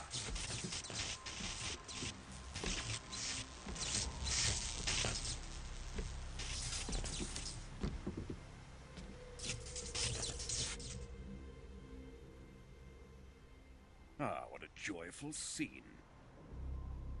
Colonel Vogan. Welcome to my country. And to my unit. Neil Ross is Volgan. I believe he was in Transformers at some point. Boss, what is I'll have to look that up. I know he was the voice of Norman Osborn and the Green Goblin in Spider-Man the Animated Series. Like, when I say at some point, I mean, like, who the fuck hasn't been a Transformers voice actor at this point? I mean, fair. But I mean, like, I'm pretty sure he voiced at least one character in the late G1 run. Because he's been voice acting for decades. Yeah. Are we taking him with us? No, this one is still just a child. Too pure for us Cobras. He has not yet found an emotion to carry into battle. What are you talking about? You don't have a gimmick, Snake. You can't be a boss in Metal Gear without a gimmick.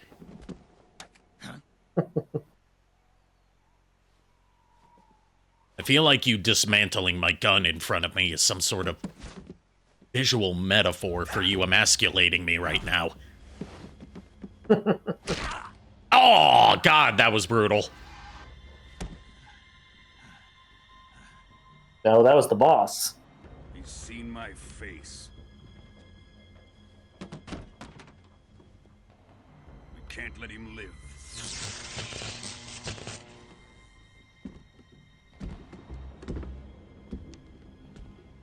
If Khrushchev finds out about... I mean, he can be a boss. He just has to, He just has to have an employee. You have just predicted the gameplay mechanics of Metal Gear Solid Peace Walker and Metal Gear Solid 5, Iron. Unintentionally. A lot of it is just micromanagement of your employees. Jack, I have a really bad back neck injury. I had to walk around with my cat for a minute. Oh, that's okay. Just let us know when you're getting up to do that. I did. Okay. Yeah, he did. Okay, sorry. I mean just in general, not for this specific instance. I've been saying it every time if I go BRB, I say BRB. Yeah, I know. You've been doing a good job this stream. I'm telling you to keep it up. Yeah, I am. But no, I can't turn my neck very far without feeling something pull. I've been sleeping and I keep feeling pain whenever I wake up in stiffness, so I think I did something to my neck. Go to a doctor. Don't do that. I've been trying to, but every time I try to go, my boss is like, no, you can't go. You have to be working. Well, and every time I want to go, my mom says I'm fine. Well, don't listen to them. Yeah, I texted my sister, who's a doctor. Oh no, that sounds like a conflict of interest, but okay. No, my sister's really reliable. Shagohod is ours. Ari's never met this sister, but... Yeah, I haven't. I've heard a lot about her, I just haven't met her. Which is weird. I've known you for how long and you never met her? Mine's 33 years and counting. You've never met my oldest sister. Yeah, because she was never around when I came to visit. Yeah, that's true. Okay, so according to Behind the Voice Actors, the first thing I spot for Neil Ross in Transformers is he was the voices of Springer, Bone Crusher, Hook, and Slag in the Generation 1 movie. Yeah, I knew he was in, like, 86 onward stuff. Yeah, looks like he had been in Transformers since the beginning, though, like close to the beginning, because he's also the voice. Apparently, he is the original voice of Slag, Bone Crusher, and Hook. Okay. He took on the role of Springer in the movie, and then right, kept it because he ever debuted since. in the movie. Yeah. Snake, So let's see. He was also Point Blank, Crosshairs. He was Six Shot. Sadly, not the famous Six Shot, the one-line Six Shot. All right, let's get you fixed up. Paramedic? Like, depends on the line. The Ninja Consultant of the Decepticons. Well, I said one line as in he gets like one line of dialogue. When I say famous Six Shot, I'm talking about the Ninja Consultant. Yeah. Yeah, I mean, this one, honestly, I will say, was a little more memorable to me, only because of how he sounded. It's like, 5 up, 5 down. It's like shooting cyber ducks in a barrel. Okay, here we go. Here we go. I needed... First, open a survival viewer with And he was also Monzo, the head of one of the headmasters from the Rebirth, and he was also Fracas, which was Scourge's target master. Yeah, I knew Neil Ross would have some interesting roles for you, other than, the ones you already knew. They need to be fixed using surgical treatment. It's just, I know Neil Ross by name, I don't know him by his roles, other than Volgan. Fair enough. Oh, it looks like he was in robotics as well. Robotics. Robotics. With this method, you can use items to help your recovery process. Let's see. To treat a bone fracture. Yeah, he was also in G.I. Joe, which, go figure. He was in a lot of Hasbro properties. Yeah, a lot. Like, if you were in G.I. Joe, you were probably also in Transformers, and vice versa. Styptic to slow the blood, and bandages to wrap the wound. If you do everything I mentioned, the wound should heal completely. Okay, I found the info I needed. I can do my Stay with me. Go into pirate ship stuff this week. Good. Okay. Alright, time to treat Snake's injuries. Also, since we can rotate the camera around in this version, there's a skeleton over there on the left. Oh, I see. I see. That's the skeleton of the Sorrow, the ghost that we saw in the previous cutscene. because really? he was gunned down on that bridge and fell down. His body fell down here. That's crazy. So I'm going to hold off on healing all the wounds until Niko gets back, because there's a part that I specifically want him to see, because I'm doing something special for him for the Snake Eater intro. Well, apparently Neil Ross was also in Rugrats. Wasn't anybody like none of the namesday characters. So like a bit part. He was just like he played a lot of characters in there, but they were always just like one-off characters. For, bit parts. An episode, is what they're called. For like an episode or whatever. Yeah. Let's see. Sorry, I didn't mean to interrupt y'all. Would Blake from Ruby appear in the animation? I mean, she's a cat fawn. It's not full-on feline. I mean, if Felicia and Taukaka are going to be in it, then why not Blake? Yeah. Yeah. Makes sense. Let's see. Where is it? Oh God, he was at a troll in Central Park. The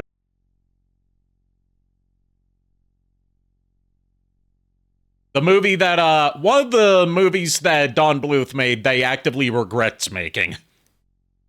To be honest, I don't really know why everyone hates it. I've seen it once and I was like, it's okay. It's not the greatest. But... Don Bluth is a legendary animator and known for, like, really good stories in his movies. And even he was like, that's one that we rushed out without a properly cooked up good story. Yeah. Like, the animation was good, but, like, the story's just overly saccharine bullshit. That's fair. Oh, hello. He was, Neil Ross actually played a role in the only Monkey Island game that I've played from start to finish and actually actually beat. He was Wally in Curse of Monkey Island. Okay. If there's any other roles. I'm just kind of searching through behind the voice actors until Niko comes back. Yeah. Give us some filler content. Yeah, he was Sergio, the chef in that one diner from Scooby-Doo and the Alien Invaders. Okay. He was also Moneybags and Bentley in Spyro 3, Spyro Year of the Dragon, yeah. Yeah. I forgot he was the voice of Bentley. Yeah. He's also, like, while he's not the more annoying Moneybags, which is the one from Spyro 2, he's the more iconic Moneybags, because he gets, you actively get to chase him down and beat the shit out of him to get your money back at the end. Right. And he's also the more outright villainous Moneybags, given that he's actively colluding with the sorceress. Yeah. Can I show y'all something that I just discovered, and I'm kind of what the hecking right now? What is it? It's Vanguard related. Can it wait? It's just while we were wasting time. Oh, okay. I mean, given that I have to like tab out of this, and that's hard to do when there's not a proper border list windowed in here. You can show it to JKR. I'll have to check it out after stream.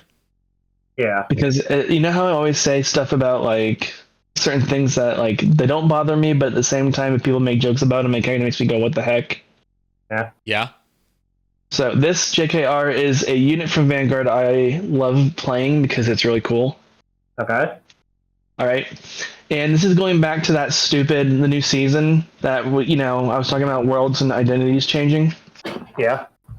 That's a regular version. And then this is so what they did is they changed their clans, their groupings, their people basically. Okay. This is, I didn't show the frickin' thing. Sorry, hold on. Oh, there we go. That is the changed version of it. Huh. It went from a bear creature, like a weird creature of like some sort of cat, to a mermaid idol cat girl. It's the weirdest thing. Yeah. I've seen weirder. I've seen Weird Al Yankovic. They're called Phantom units, by the way. They're supposed to be Phantom, but they're called Phantom. Are you sure it's not Phantom? I mean, people have been calling him Fatome in the dub. Okay. Let's see. All the dubs wrong. I mean, dubs can be wrong. Just look at the ocean dub of Dragon Ball Z with the infamous "Your father was an average warrior, but a brilliant scientist." I remember that. Let's see. Oh, apparently Neil Ross was in Mass Effect 3 as the Codex, or just Codex. Yeah, the voice, the Codex voice, yeah. Oh man. He also voiced He also voiced grandfather in Kids Next Door, the movie Operation Zero. Oh, cool. That makes sense. Let's see. Oh God, he was in Son of the Mask. He played Baby Alvy. Yeah, he did the vocal effects for Baby Alvy in Son of the Mask. Uh, A family picture. Yep. Picture. Yep, he was Colonel Volgan, of course, we knew that. Robinson Sprang from The Batman. What else would we recognize? I recently learned something interesting about the Batman that I wanted to see if you knew about. Given that I never watched the Batman, I just saw it mentioned as part of a broader video essay on the history of VHS-based game consoles.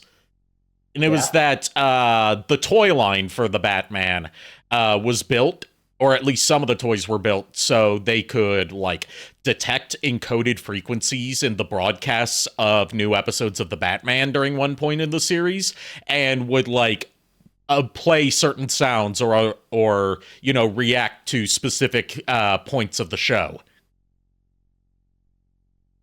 Basically, that was a thing.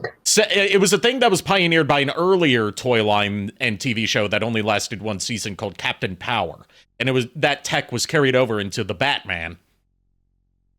Like, I'm familiar with Captain Power. I actually want to watch that series. I just haven't had a chance to. Because I know there's like uploads of it on YouTube. Yeah. But the funny thing is, I didn't have a lot of the Batman toys growing up. I think the only one that actually I had and that I know technically kind of sort of survived my childhood was Bane. And that was it. The only Batman toys I ever had growing up were from Batman and Robin, the movie. I had the like Batmobile from the finale of the movie where it's you know, when they're heading towards Mr. Freeze's lair. I had like one of the coolest ones that I had was it was Batman, but like he had detachable armor, and like the head would retract when you put like the cowl on him. So like the cowl was attached to the chest plate, and it also had like detachable skates, you know, from that whole opening section of the movie. But like when you took all those off, his head would pop out and it would be the Bruce Wayne head. So that way you had like a separate head on top of the retracted head that was, you know, swivelable. So the head wasn't locked in place. Huh. I still have that in storage. You're back in time for Snake to recover from his injuries, and then I was going to do something special for the opening title sequence for you. Okay, sorry about that. I had a wound. I had a wound I had to take care of. Yeah, understandable. Yeah, I have one more interesting role that Neil Ross is attributed to, accredited to. Sorry. Yeah. He was Nightcrawler in the failed X-Men pilot from the 80s. Pride of the X-Men. Pride. Yep. That was the sound of Snake popping his elbow back into place. Ooh, fun. Because Boss kicked his ass and threw him off a bridge. And she has joined forces with Colonel Volgan. Also, there's a skeleton over there of one of the former members of the boss's crew, the Sorrow. Skellymans. Who appears now as a ghost. Boost. And Snake also grabbed the boss's bandana, and that's where the bandana that Big Boss wore came from. Which he's using as a sling now for his broken arm. We're coming to get you now. Just stay where you are. We'll drop a recovery balloon. And thus was the first Fulton recovery. Stupid question for you, Ari. I don't know. Did you watch SWAT Cats: The Radical Squadron? No. I that was before my time. Yeah, I just looked at the year right as I was saying that. I was like, yeah, that was when you. That was just the year you were. That born, was a Kier thing. He loves SWAT Cats. Okay. I knew Kier was talking about it. I just could not remember if you were also into it. Yeah, that was before my time. It was off the air by the time I have any memories of watching Cartoon Network. That's fair. Now the Shagohod's being carried off to another place.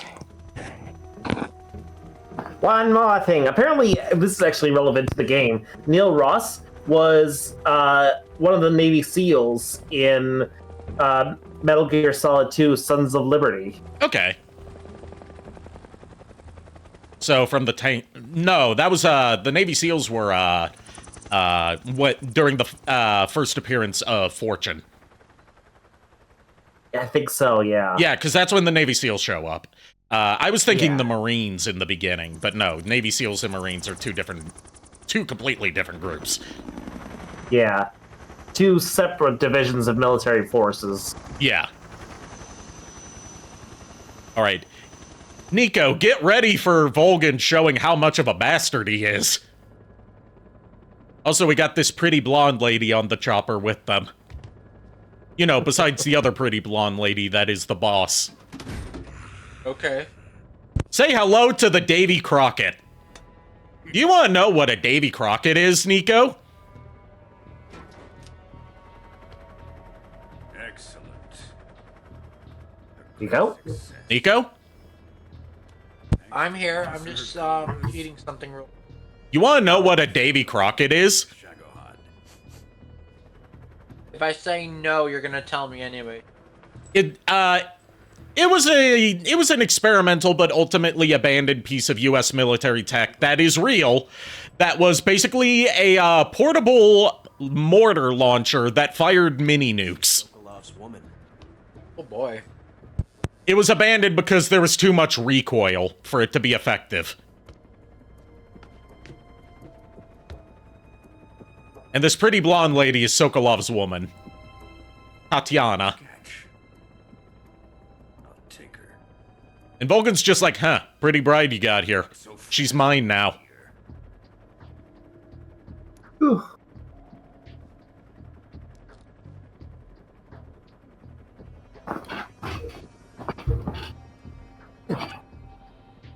Oh, she's got a kiss of death. You KGB. Kiss of death, for Niko's understanding, is single shot pistol that's disguised as a tube of lipstick. So she's a spy, or at least works with some spy organization. If she's got one of those on her. Perhaps we should. We have no. But yes, Volgin has a Davy Crockett. He's about to fire a Davy Crockett at his own country.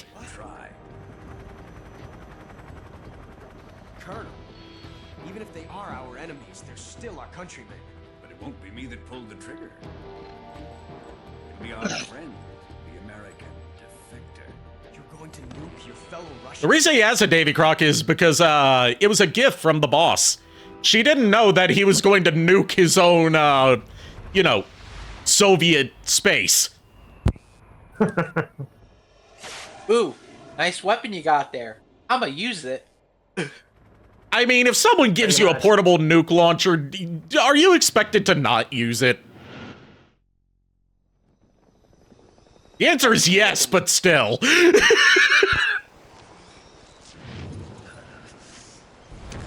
And Snake was within, like, aftershock radius of that nuclear explosion. Like, not within the direct blast zone, but he still got, you know, hit with radiation.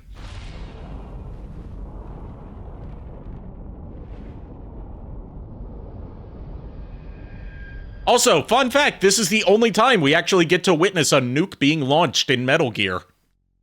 Wow. Every other time that there is a threat of nuclear launch, it's always stopped. This is the only time we actually see it happen. Let's see. Oh, Ari, I don't know if I mentioned to you, but I did swap out. I successfully swapped out Varen's rogue subclass from Thief to Swashbuckler. Okay, let me just cue up the thing that I wanted to play during the intro music. Always. Where is it? Excuse me. Oh, excuse me. I could have sworn I had it queued up, or is it just showing up at a different part of a playlist?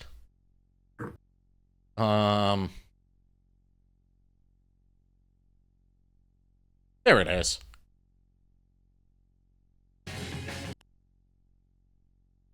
Just get queued up, and then save, first of all, so we don't have to do that whole opening bit again. And then I'm going to have to carefully mute the game audio for a bit. Oh no.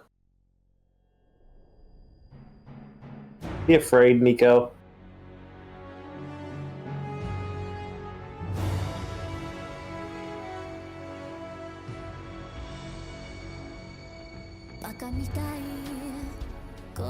God damn it.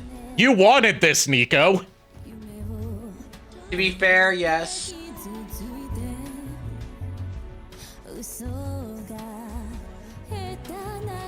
Look, this doesn't have to be. Look, this had no reason to be as good as it was, but it is.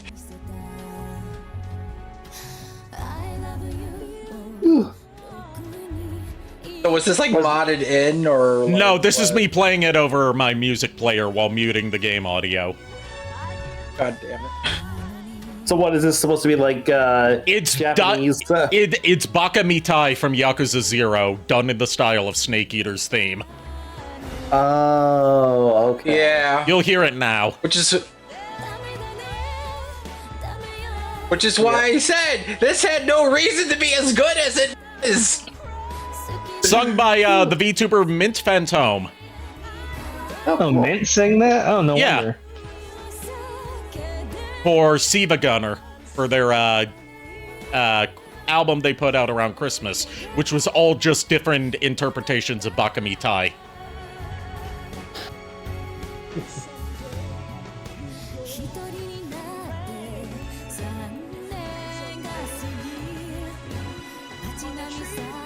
Also, to make you feel old, as of a couple days ago, Siva Gunner is now 10 years old. Oh boy. 10 years of high-quality rips. Oh, okay. I thought you were gonna say it's like I refuse to believe that he's been going at this since birth. Siva Gunner's not a single person; it's a collective. Oh, I legit thought it. I legit thought I was just a single person. That's how they're able to put out multiple rips a day, every day. My boy, were you caught with your pants down to this song? Damn it! Huh? What? Don't worry about it. Well, now that you say that, now I'm going to worry about it. Like Cloud's having technical difficulties trying to get their stream to stay up because the bots keep posting saying that they're live.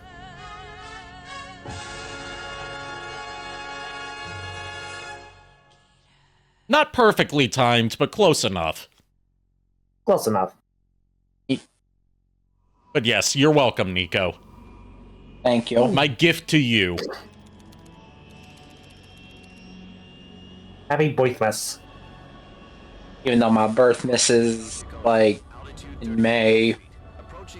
Very way off, but thank you. Designated drone launch point. Drone oil pressure and voltage are nominal. Payload oxygen supply is nominal. Power supply to payload delivery system shows. Sorry, I keep yawning. I don't know why. All systems go. Probably from the cold and from school. Snake, we can't risk Yeah. no jump this time around. Airspace security. We can't risk a halo jump because it's too risky. Instead, we're going to launch you down in this drone. So instead, we'll be using one of our newest weapons. Snake, you're being given an honor on par with Alan Shepard. This is our last chance. Show your patriotism. If you fail, you'll be back in a hospital bed again, waiting for the firing squad. Oh yeah, this was back when they still had firing squads for executions. Patient in one of the most advanced ICUs In the US, at least. Could you do me a favor and tell me it's about visiting hours? I'll never get back with them assaulting me day and night with their questions. Must be part of the top brass's inquiry. More like an interrogation. According to them, I'm a traitor and an accomplice to the boss's defection. They're just looking for a scapegoat. Does that mean they're after you too? Let's just say neither one of us is going to be made a national hero out of this. Does this mean Fox is going to die? No. This fox is still one step ahead of Fox die, ha. I came to see you today. And this fox is one step in front of the hounds. Foxhound. The situation has changed. But yes, the unit that Snake's a part of is like an experimental stealth unit for the CIA called Fox. This is pre-Foxhound. This morning, I had a meeting with the CIA. They decided when they're going to execute us? No. Something even bigger. Yesterday, the White House received an unexpected call. They received a call at dinner that had a message for them. The message said, and I believe I'm quoting this correctly, "We have been trying to reach you about your car's extended warranty." That's right. A few days ago, one of our country's main design bureaus, OKB, Have a sheet. was destroyed in a nuclear explosion. At about the same time, our anti-aircraft radar picked up a signature that appeared to come from one of your military aircraft. Does any of this sound familiar to you? So this is a call between President Khrushchev and President Johnson. Depending on your response, I may be left with no choice but to order the military to maximize... Also, BRB, guys. Okay. Take your time. Armageddon.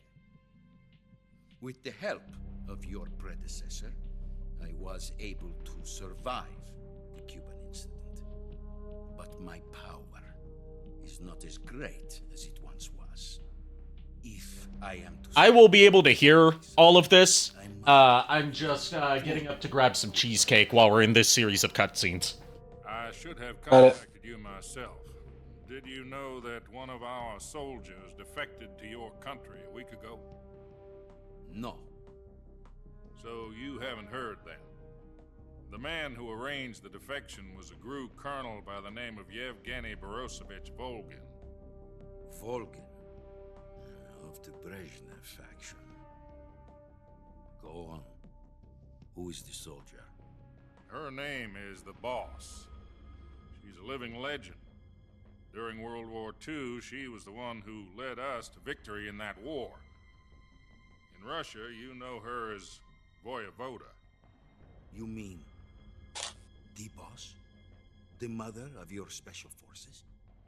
Yes, that's the one. And she took 2 miniature nuclear shells along with her. The Boss took 2 miniature nuclear shells? I'm afraid so. I believe they were a gift for her new hosts. I need help. I'm running dangerously low on cheesecake. The delivery system was completed. At least you got cheesecake. I don't got any. At least I have chicken. Range and precision. Although they were mass-produced, they've never been deployed in battle. And since I was able to overhear, now I remember which faction of which faction that like faction leader Volgin's trying to get into power in the Soviet Union. He's trying to dethrone Khrushchev in favor of Brezhnev. When she defected, then Because Khrushchev was seen as, you know, a weak leader in this authoritarian state, whereas Brezhnev was much more of a military strongman. Yes, that's correct. Not up to the, you know, psychotic levels of Stalin, but seen as a stronger figurehead for the Soviet Union than Khrushchev was. Khrushchev was also ineffective economically, apparently. I'm not too up on my history of the Soviet Union.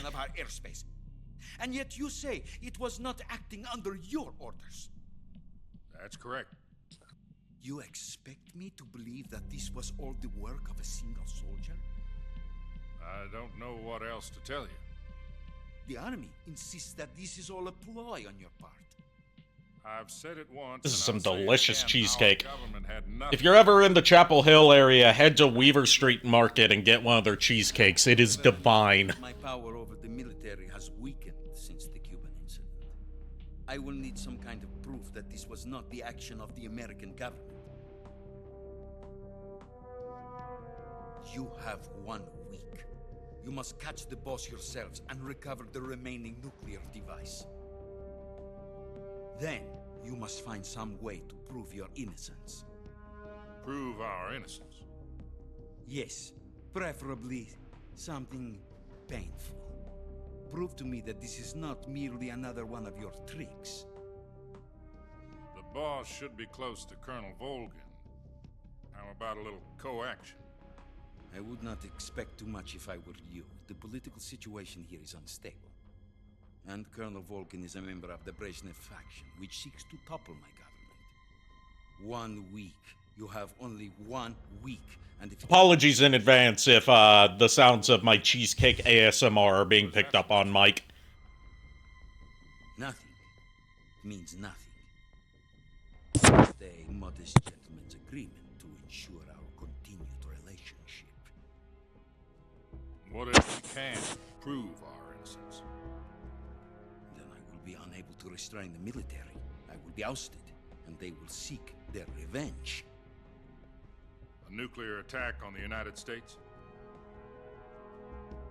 I leave the disposal of this situation entirely to your discretion, Mr. President. Disposal?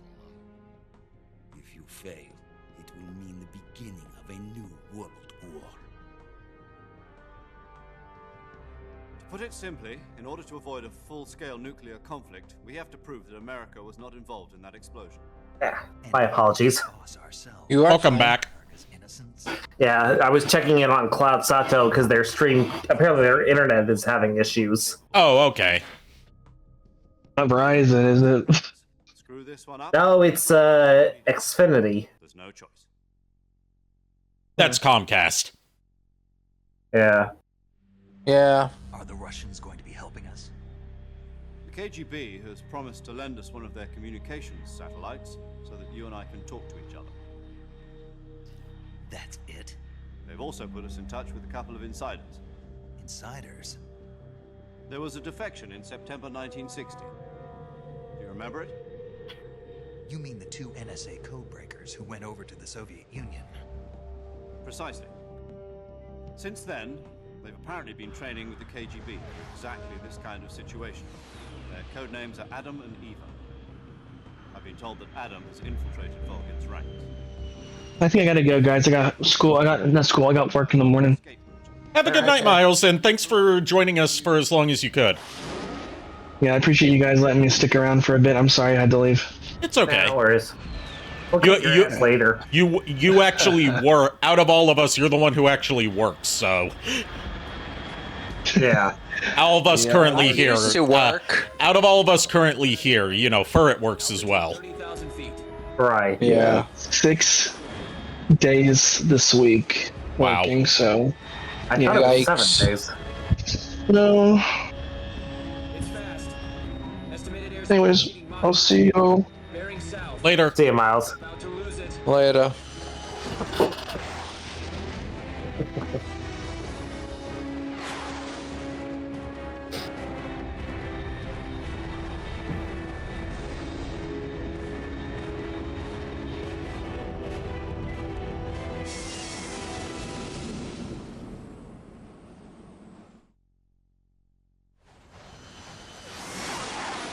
So our first objective is to meet up with Adam, the NSA codebreaker who defected to the Soviet Union, who's going to be one of our supports in this mission. We are officially in Operation Snake Eater. Okay. The tutorial was Operation Virtuous Mission.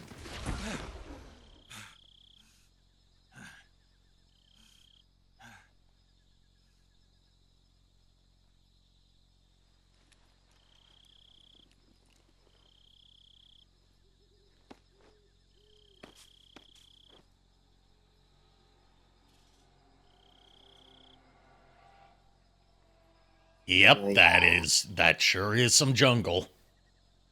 I'm currently trying to figure out, which one of the primes do I want to pick up next? Quintus or Amalgamus? I know I have to pick up Megatronus at some point. Let's go over your mission. Yeah, Megatronus is a must-have. Yeah. He is just the best. Megatronus is the only one of the primes I'm particularly interested in picking up right now. Eliminate the boss. Yeah, Legion Maximo has got me curious. I'm really curious to see how they're going to pull that one off. Because I'll be taking on the boss in our Cobra unit, right? Don't forget about Colonel Volgin. I'm not a hired killer. I know, but that was the Kremlin's demand. Demand? You mean it wasn't just a request? What's it to us if the Khrushchev regime is threatened by the Colonel and his faction? If supporting the current regime helps us avoid a nuclear exchange, then that's what we'll do. And what are the CIA's demands? And my objective, other than, guiding Snake through this, is to find the next lamp. Hold on, Snake. That way I will have lamp times 2. It turns out Tom wasn't. Well, you're gonna have to make yourself a goal for that. You're gonna have to do something really ridiculous in this game. I picked the wrong one. The wrong one? I'm going to stamina kill every boss. Last year. Must have missed that. Okay. Anyway, Do it. Stamina kill every boss, and you get your lump. Especially because you actually do get a proper, better reward for stamina killing bosses in this game than you do in Metal Gear Solid 2. Metal Gear Solid 2, you just get their dog tags. In Metal Gear Solid 3, you get their unique camos. I get it. What year is this game again? When did it come out, or when does it take place? Take place. 1964. But I got the name wrong. Okay, we're a few years early. We'll give you a lava lamp if you do it. If I'll see if I have an asset for that. If not, then JKR, I leave it up to you. To make sure. In fact, I You got it. the actual film from the movie company. Yeah, it doesn't sound like the greatest name to use. So what should I call you? 5 weeks later, Ari has a bunch of lamps in the background. I'm not getting rid of them. So Major Tom is now going to be called Major Zero. We'll start over from square one. He had a whole explanation about why he called himself Major Tom and why he thinks that was bad luck. 0.85. Yeah.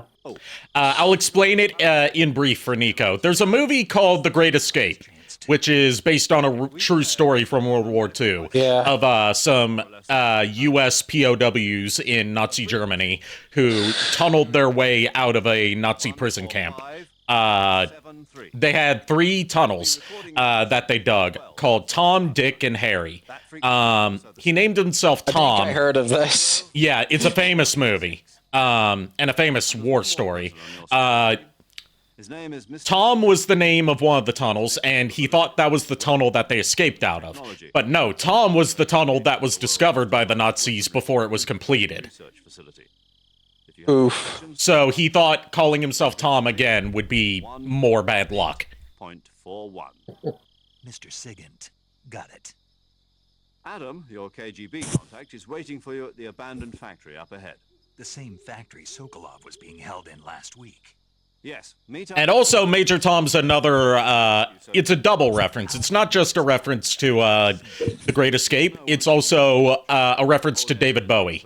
Because Hideo Kojima is a huge fan of David Bowie's music, and originally planned to have some of David Bowie's music in this game. Specifically, Space Oddity, which is the one that's all about Major Tom. Gotcha. You've been equipped with a 45 for this mission. Be careful. It's Let's noisy. see. I thought standard. Question for you, Ari. I'm just curious. Can you overlay a GIF onto your? Yeah, I can. Okay, because I was looking at just as long as it has a transparent background, I should be able to. But remember, Okay. Yeah, I don't think this one does. You can, if you look up Google Images, you click on Tools, and when it says color, you choose transparent. That'll give you only stuff with transparent backgrounds. Okay.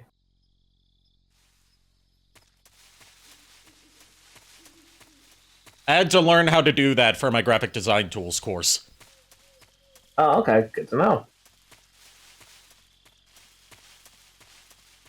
I'm just looking up lava lamp images, and I'm just trying to make sure I get you one that I wanted to see if I had like one that. Oh God, a rave going on in the reverse castle. God damn it!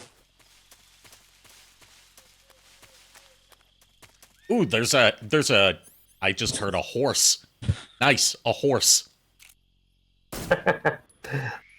Also, I can't.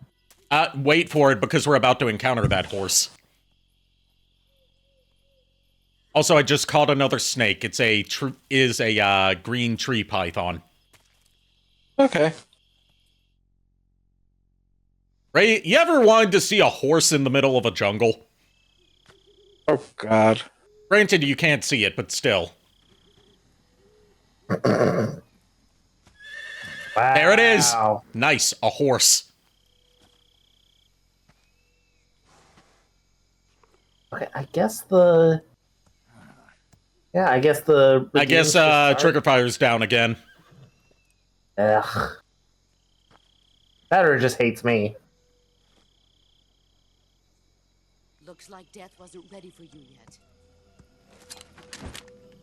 That's the boss's horse. Boss. I was gonna eat it. You joke about that, but one of the joke cutscenes you can unlock in the PS2 version is him trying to figure out if he can eat the horse.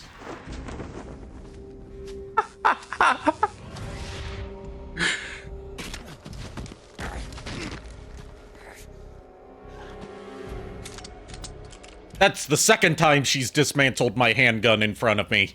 I wonder if it's symbolic. I wonder. Go home. Gru and my sons are waiting up ahead. You don't have a prayer of finishing your mission.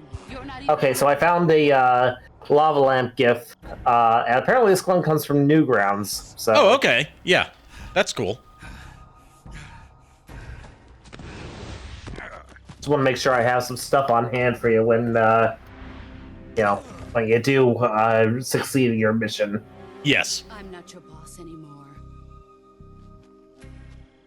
There's nothing for you here. Go home. Go back. Look, it's either that or I die by firing squad. Shut the hell up. This isn't America. So, the gun that she's firing, Niko, is meant to be mounted on an aircraft. Okay. It's called a Patriot. Ironic. And you can unlock the Patriot on a New Game Plus playthrough. It has infinite ammo. You'd better hurry. It's an infinite ammo machine gun with heavy recoil and, very loud. And there's the Sorrow again. 60 miles south of here. Damn. Is my mic working? Yes. Yes. All right, just making sure Xbox did not do shit.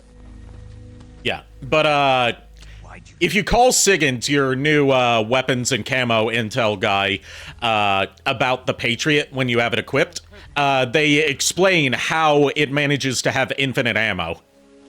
What's it going to be? Loyalty? Oh God. Its internal feeding mechanism is shaped like an infinity symbol. Or your beliefs. Your duty to your unit or your personal feelings.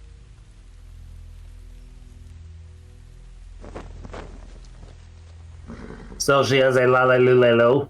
You don't know the truth. The Lalilulelo hasn't been founded at this point. I don't expect. But she has a lalelulelo. Yes, Yeah, that's Lalilulelo the joke. does get its first usage in terms of dialogue in this game. too well. But she has a Lale. You know what? Yes, I know, but this is pre-nanomachine, so we can canonically say Patriot. You won't survive long. Although she technically is kind of a Lalelulelo when you think about it, once we learn more about stuff. Also, she just had her horse slam its entire weight down on his hand, just as an extra fuck you. I'm still gonna eat that horse. When life knocks you down, when life knocks you off your horse, you just gotta pull yourself back up and eat that horse. Boss, you were what? The drone's been shot to hell. It's up in flames. That's not good. Enemy scouts are going to come looking for you. Yeah, I know. But what was the boss doing here in the first place? There's got to be a leak somewhere. No, that's impossible. The man the boss is working with, Volgin, isn't exactly on speaking terms with Khrushchev. I lost my gun. The boss destroyed it. Snake, I know how you're feeling. It's hard for me to believe, too, that a legendary hero like... But, in terms of the first usage of Lalelulelo, there's a passphrase that Snake has to say to Adam when he spots him, and Adam has to respond with the correct answer. Snake is going to have to ask him, who are the Patriots? And Adam has to respond, Lalelulelo. We were together for 10 years, and now you tell me he's my enemy? Enough. Hurry to the factory where Adam is waiting. Scouts have probably already been sent out to investigate the explosion. You've lost your weapon, right? That means you've got no chance of winning in a battle situation. Not with that attitude. Don't let them see you. Look, they can take my gun, but they can't take my grippers. Maybe they can. Do not give them ideas. All right, first off, let's equip some more proper night forested area camo. Leaf and woodland paint.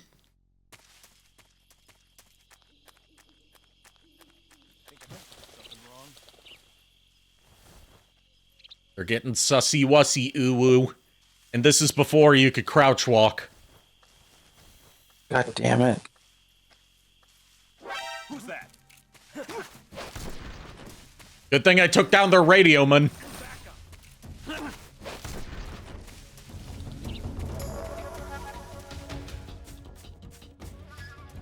Look at the bright side. Let's see what's on the Cyberman.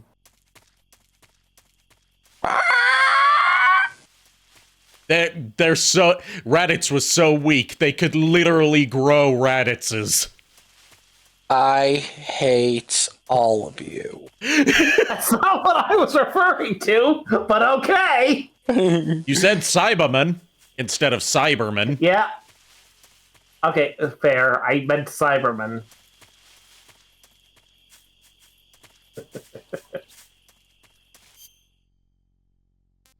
Check the map to make sure I'm going the right way. So I gotta go this way and then up. We were exactly like you once. Wherever there is disease, wherever there is infirmity. Timo popped up at the recital of Lalelulelo. Hi, Timo. Hi, Timo. Hey, Timo, how you doing? Lalelu Timo. Wow.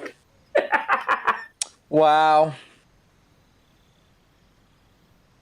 Go after him, not me. Who? Me. Ari.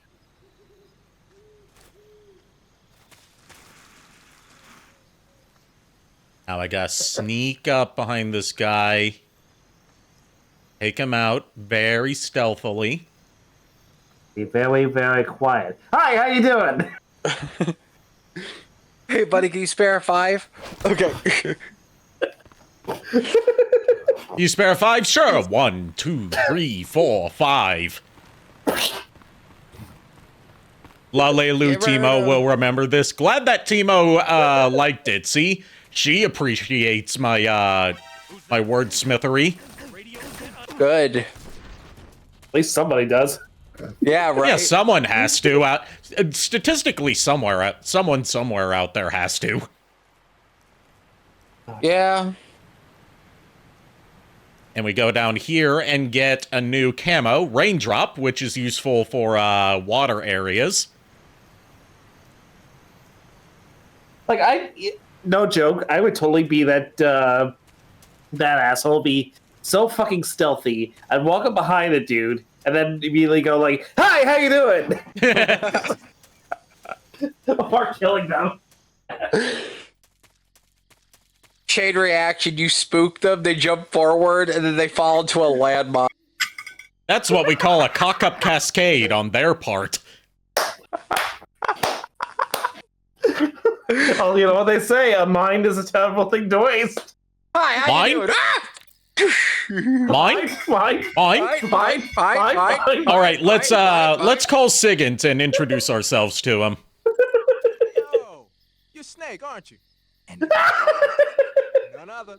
I heard that you're an expert on weapons and cutting-edge technology. Close. Oh, God. I am the expert on weapons, equipment. My weapon of choice.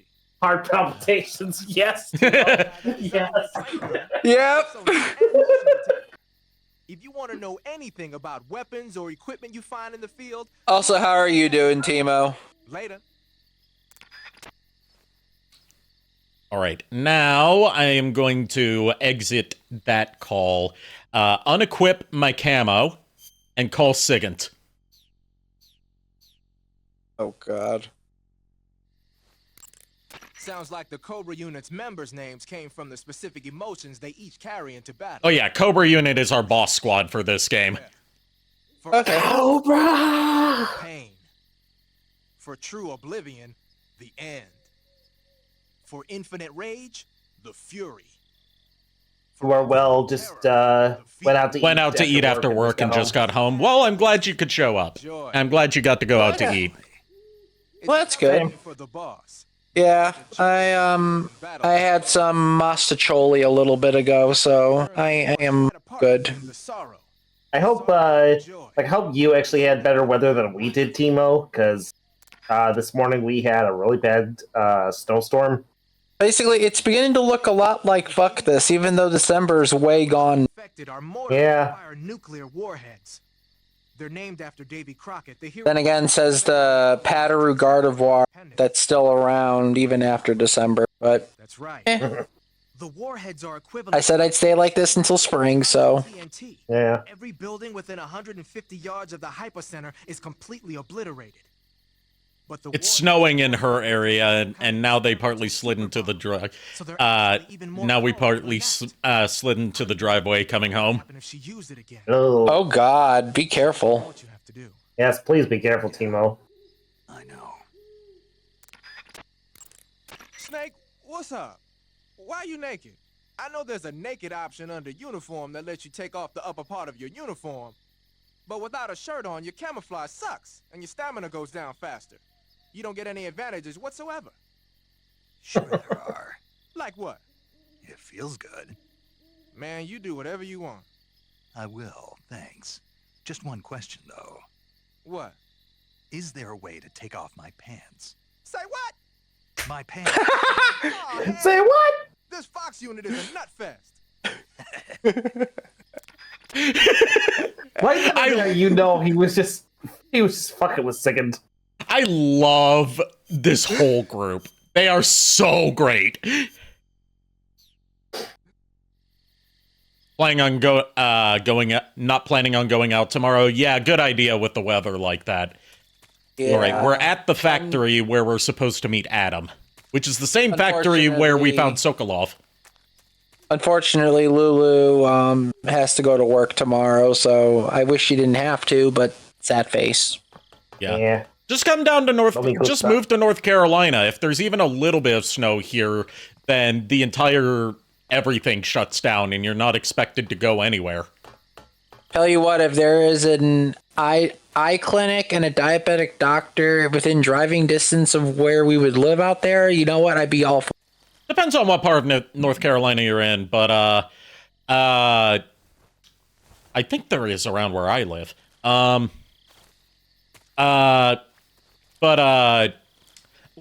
I say everything shuts down at the slightest bit of snow, it's because we don't get snow very often. We are lucky to get snow once every couple years, and even then it's barely any. But, because of that, we don't have the infrastructure to handle snow, and we don't have access to, like, you know, all the stuff that you need to take care of a snowy environment. So, like, schools and work and all that stuff shuts down for, like, half an inch of snow. Oh, wow.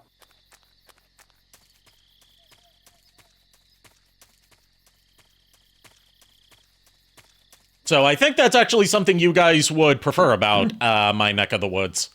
Or just my whole state. One of the only things you would prefer about my whole state. Probably. At the same time, though, go ahead. I'm just going to say that, honestly, everything else about your state can go fuck itself. But that, you know, that I'd be willing to take. Yeah. Yeah. Just a lot of things I have to take care of if I'm even planning on doing that. Yeah. Oh, god damn it, stay up there. I'm trying to grab the cardboard box and then have the first canonical instance of a snake in a box. There we go. And there's also a special combo you can have with Sigint with the cardboard box. Oh boy. First of all, I'm going to remove a lot of stuff that I'm carrying, because you can't have everything equipped at once in Metal Gear Solid 3. You have to choose your loadout. And weight does factor into it. Because if you have too much heavy stuff, you'll move slower and your stamina will drain faster. Yeah, because you're carrying extra weight. Yeah.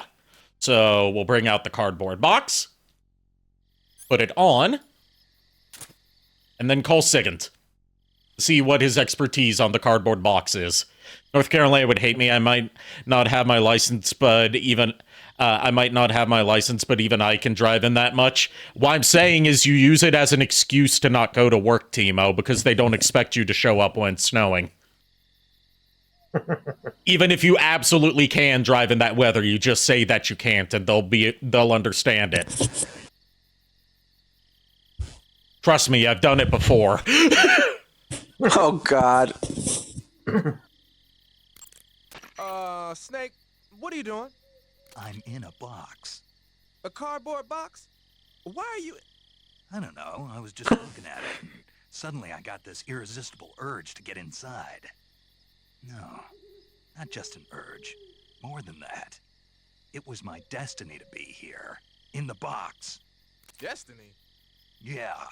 And then, when I put it on, I suddenly got this feeling of inner peace. I can't put it into words. I feel safe. Like this is where I was meant to be. Like I'd found the key to true happiness. Uh-huh. Does any of that make sense? Not even a little. You should come inside the box. Then you'll know what I mean. Oh, thank you. Man, I don't want to know what you mean. Between you and Paramedic, is everyone but me that is hooked up with a Major Strange? Yeah, well, anyway, I suppose even a box might make a decent disguise if you wear it inside a building. And thus was the first usage of the cardboard box. I will say this. Snake here learned from the greatest character that ever lived. Sir Piddles? Big the cat. Yep, all the cats. Sir Piddles, Big the cat, Blaze the cat, all them in the box. So it's confirmed that Snake's spirit animal is actually not a snake, it's a cat. Yes. He's more of a cat than Ocelot is. And Ocelot straight up meows. Yeah. You'd probably throw Ocelot and Snake into the lineup of animated cat. Throw Ocelot and Snake into the animated cat pirate lineup. Oh, god damn it.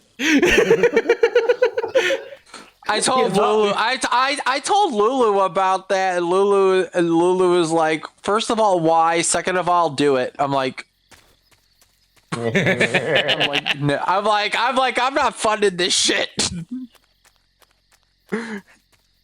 Look, if y'all want that fucking shit, you're responsible. I am not responsible at all. I'm very irresponsible, in fact. Same.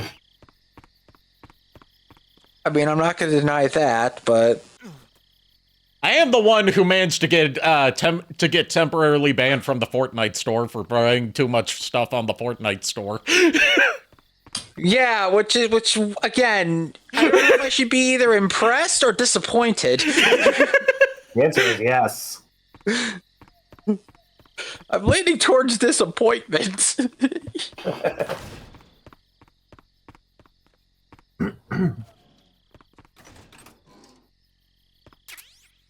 All right, we got thermal goggles. That's going to help a lot. Oh, thermal goggles. And now, time to meet up with our contact.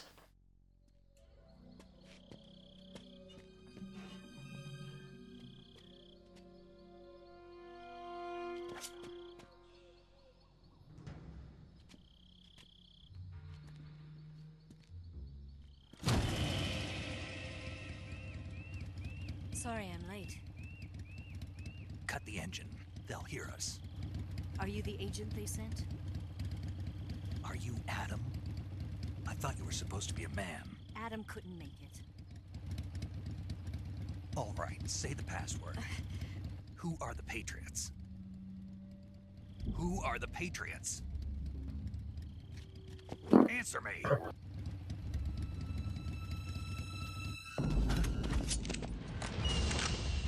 Trapped. Get down!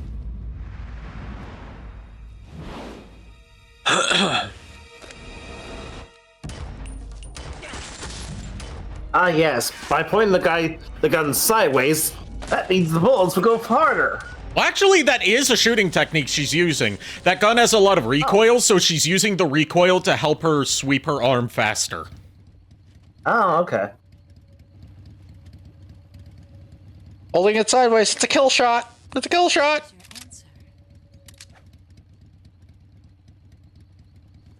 Niko, say hello to the lovely Eva. Isn't that the one that is voiced by the Little Mermaid's Ariel? Yes. We didn't know that for over 20 years until last year, when she finally came out about it. And now that you know it's her, you can't unhear it. Yeah, and this is why they give you first-person view options. This is why.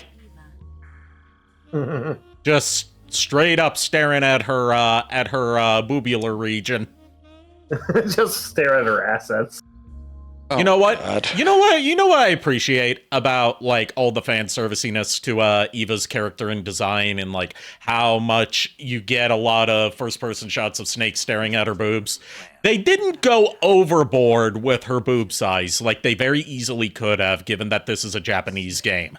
They kept her, like, you know, more medium as premium, but she just has them out on display, so it's going to draw attention.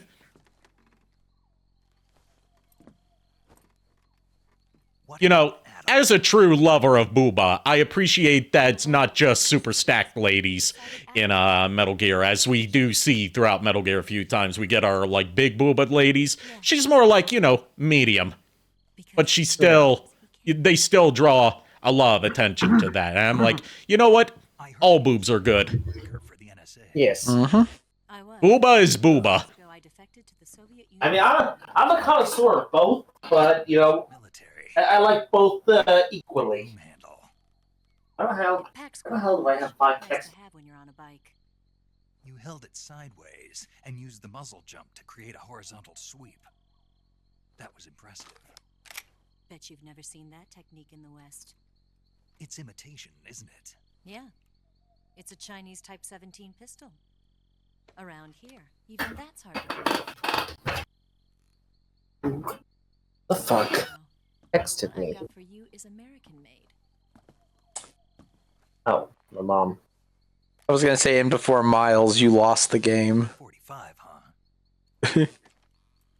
Snake's about to geek out about this fucking handgun that she gave him more than he does about the half-naked woman right next to him. It's polished to a mirror sheen. The slide's been reinforced, and the interlock with the frame is tightened for added precision. The sight system is original too. The thumb safety is extended to make it easier on the finger. A long type trigger with non-slip grooves. I mean, man's got priorities? The base of the trigger guard's been filed down for a higher grip. And not only that, Nearly every part of this gun has been expertly crafted and customized.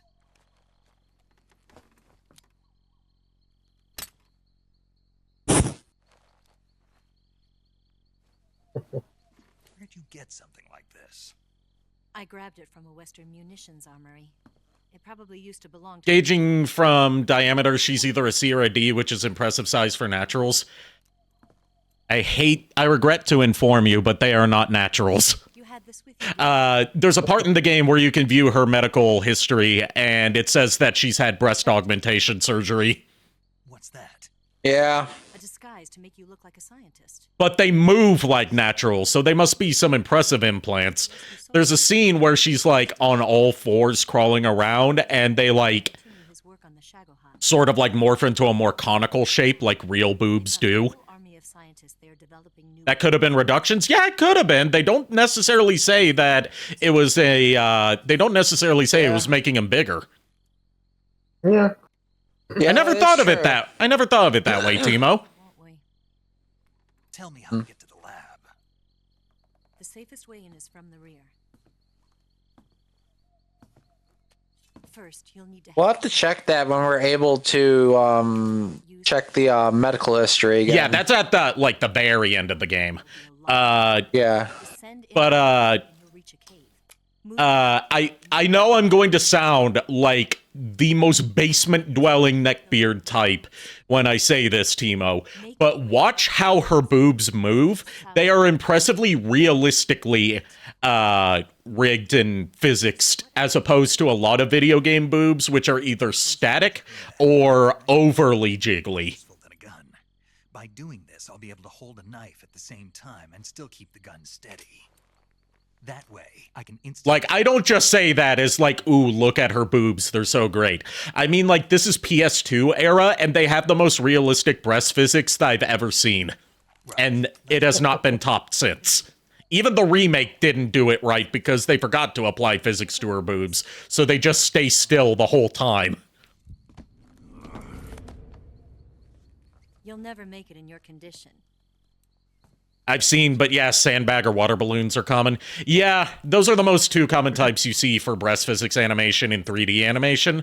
Whereas Eva's, you know, it's not just that they bounce realistically, it's that they change shape when she's, like, bent over. They'll start to suspect something. Like, as someone who's really into animation, that's just a marvel for 2005. I'll keep you updated over the radio. That's it.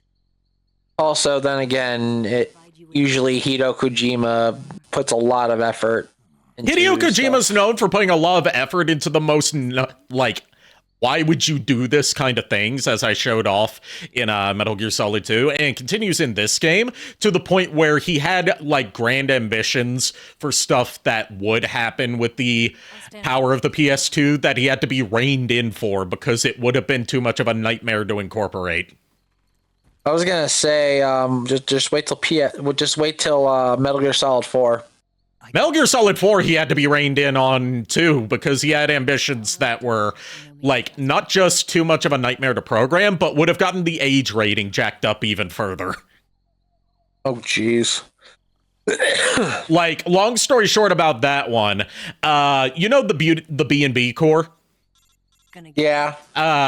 When they were out of their mech suits, he originally wanted them to be completely naked.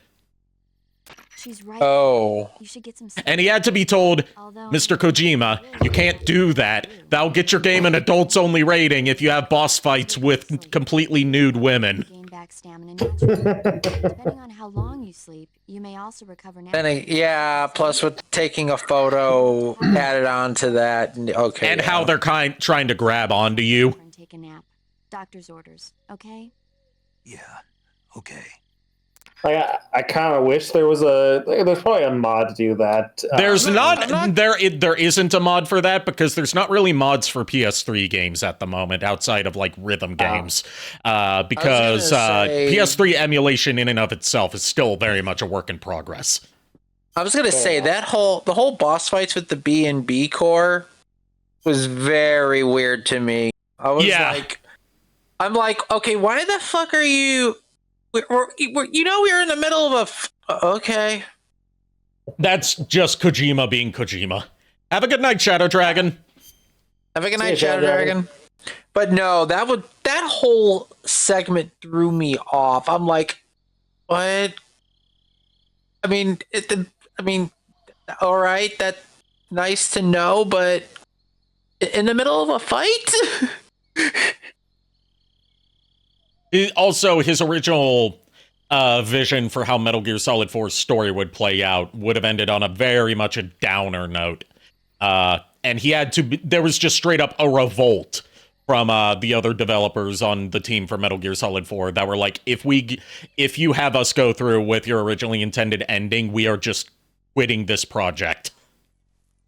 Oh, God. Which was that his, without going into spoilers for Metal Gear Solid 4 for people that haven't seen it, also ass.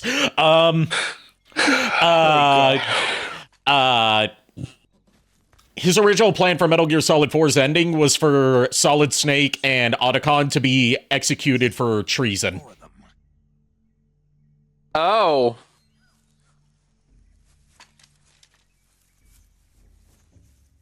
We've got company. It's the Ocelot. Snake, now's not the time to stare at her impressive rack. Don't forget your gear. Let me ask you something. Are we going to deal with the Draculas? That is sadly not in the HD remaster.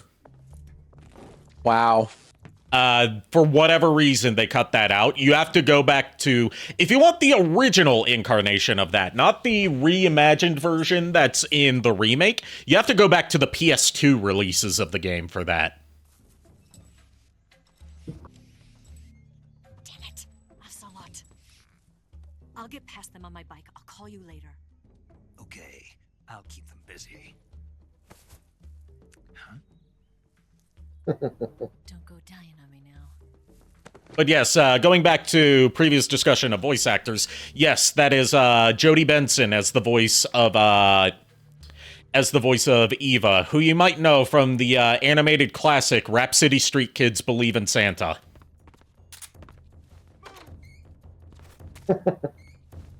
And also some obscure animated movie called The Little Mermaid. I don't even care anymore.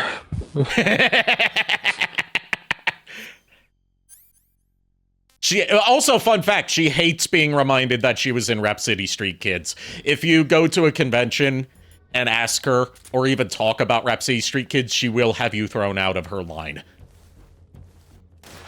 I was gonna say, I hope to God you're not that stupid to do that. I'm not. JKR wanted to. I was like, no, please don't. You don't want to be on the bad side of any of the guests.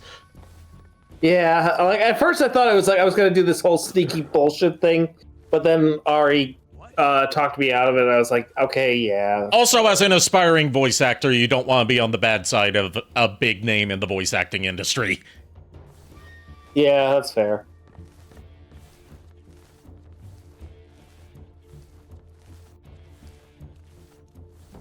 So I have to take out all of the Ocelot troops here. I can do it lethally or non-lethally. I'm gonna do it non-lethally. I was gonna say, yeah, go for non-lethal if you want your lump. Well, no, the idea was to... This is not a boss fight, so I don't have to do non-lethal. I just prefer to do non-lethal for these. It's more of a challenge. Well, where's the fun in that?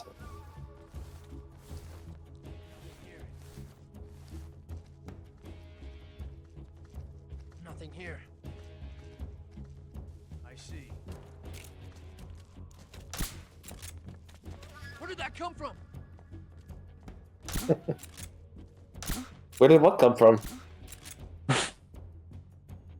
Mosquito. That noise. Oh, God. Thankfully, the Ocelot troops won't wake up ones that have been knocked out in this fight, because otherwise it could potentially never end. Yeah. Like the song that never ends. Please don't. Or, like a sequence in this game, the never-ending ladder. Oh, jeez, yeah, that. I don't need psychic damage before Friday. Please don't. Don't worry, Nico. I'm not gonna do it. I'm not talking about. I know he's you're not. He's not talking to you. I'm talking to the overly grown moth over there guarding their lamp and trying to go for a second one. Lamp.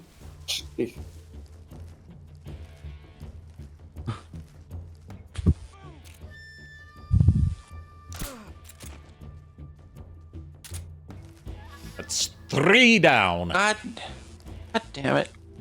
I want to hear John St. John, who did Big the Cat, do a D&D campaign as a player. Well, I would say as Big the Cat or as Duke Nukem, but he's intentionally forgotten how to do the Big the Cat voice. I was gonna say, have him play as Duke Nukem, but voicing as Big the Cat.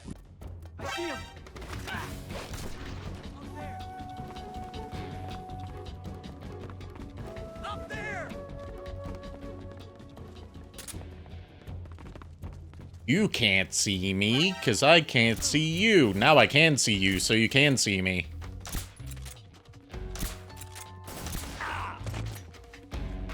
Motherfucker, did you just hit me from long range with a shotgun, and it actually worked?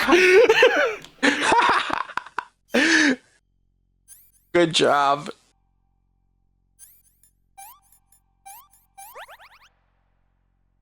Oh well, you know what they say. Taking severe damage in Metal Gear Solid 3 builds up your health meter. The only way to do it. It's very oddly specific life advice, but it's life advice nonetheless. You know what they say, the more the merrier. You know what they say. All toasters, toast, toast. You know what they say. Nothing, because they took a vow of silence. Oh, Iron says Big would likely spend the whole campaign fishing. Look, Big is the person who plays Final Fantasy XIV for fishing. Yes, yes. He doesn't do main story quests. He just does fishing. There's only the fisherman class. There's only the fisher job. Well, Big. He would be that one fisherman that would have handle animal and befriend a giant leviathan. He would also have an animal companion that's a frog. Yeah. That frequently goes missing. And will occasionally pop up with a tail. Not occasionally. That only happened once. Before Big makes friends with a displacer beast. God forbid, no. We just got an achievement for using a knife to remove a bullet called Don't Touch the Sides. Oh, God. And Timo says he would want to pet the primals. Yes, he would. He would not want to pet the primals, he would get the primals to let him pet them. He's just that cool of a guy. Dude made Shadow smile. Shadow! The grumpiest motherfucker in Sonic. Yeah.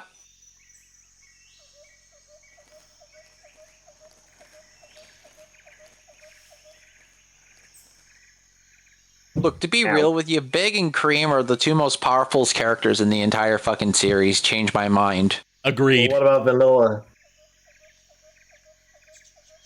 I mean, keep in mind, Cream had to come from somewhere, which means Vanilla's got some latent power that Cream inherited.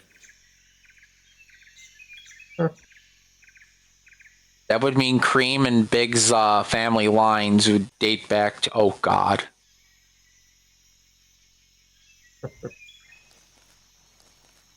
And also her house is made of mahogany.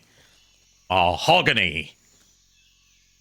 I was also gonna say that in Sonic Heroes, their Team Blast grants Amy, Cream, and Big invincibility, which also furthers the point. Yeah, it also levels them up and gives them shields. So yeah, But the most overpowered Team Blast though is Team Chaotix. Screen nuke that gives them rings that also fills back up the Team Blast meter. I to tell you, Niko, I managed to beat Cream in a race yesterday. Nice. Oh no, Ocelot's got Eva. That's it. That's the stance. I don't think so. Ocelot. A female spy. Ocelot, you can't just go groping women, okay? Ocelot, I understand. You're probably gonna get possessed another time, another day, but you know what? No, never mind. I don't even know why I'm talking about this anymore. Ocelot, you couldn't tell that she was a woman without grabbing her titty. You really couldn't. Call that an accident? Well, it wouldn't have happened if you hadn't been showing. I mean, he's probably an idiot, so. He is an idiot, but still. But the engraving gives you no. He's a lovable idiot. But yeah, Snake's like, nice gun you got. The engraving doesn't give you any tactical advantage. And you're forgetting one more very basic thing. Your Jordans are fake. You also don't have a subscription to Spotify Premium. We'll see. Snake meant that literally you don't have what it takes. He was out of ammo. Ocelot hasn't talk about shooting blanks. Ocelot hasn't learned how to count his shots yet. You ever want to see Ocelot get uppercutted with the front end of a motorcycle? Oh. Alright, should I allow this one? Yes. Want to make sure.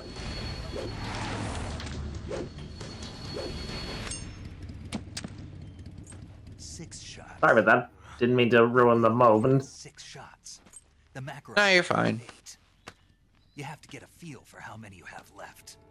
Also, you can physically see how many shots you have left in a revolver. I have no idea how you fucked that up so badly. It's not meant for shooting people.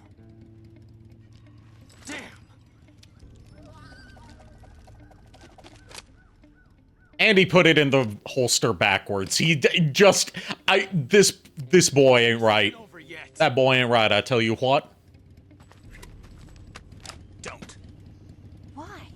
We'll get a game over for causing a time paradox if we shoot him now. Shoot him. Shoot him. Shoot him. Shoot him. Damn it! I've got to get back before he does. Also, Ocelot noticed that she was wearing perfume after he grabbed her titty. So not only did he grab her titty to confirm that she was a woman, but he also gave her a good sniff. Like, I doubt her perfume is that strong. Like, I can understand it's like if she's wearing a very strong perfume, it's like you can't help but smell it. But well, I mean, he was right up against her. Yeah, but even still.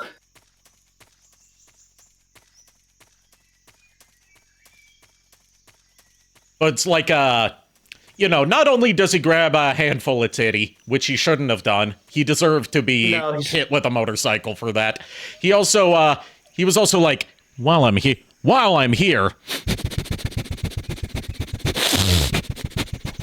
please, no. This bitch is wearing perfume. Please. The fact that you did that, Ari. What the actual fuck? I'm just doing my best. I'm just doing my best young Ocelot impression. Oh God. You're actually trying to sniff like an ocelot too. No, I'm just sniffing how my old dog Snowball would sniff, or how Olive would sniff. Good lord. Olive's a hound, so she's got to sniff everything. Yeah. It must have been very subtle perfume if he noticed it only after getting that close. Yeah, it must have. You know what? Yeah. You know what? I think I know what perfume it was. What? And see, this is the only video game perfume that I know the name of off the top of my head because it's from one of my favorite moments in any video game ever. Bleu de Céré, eau de parfum.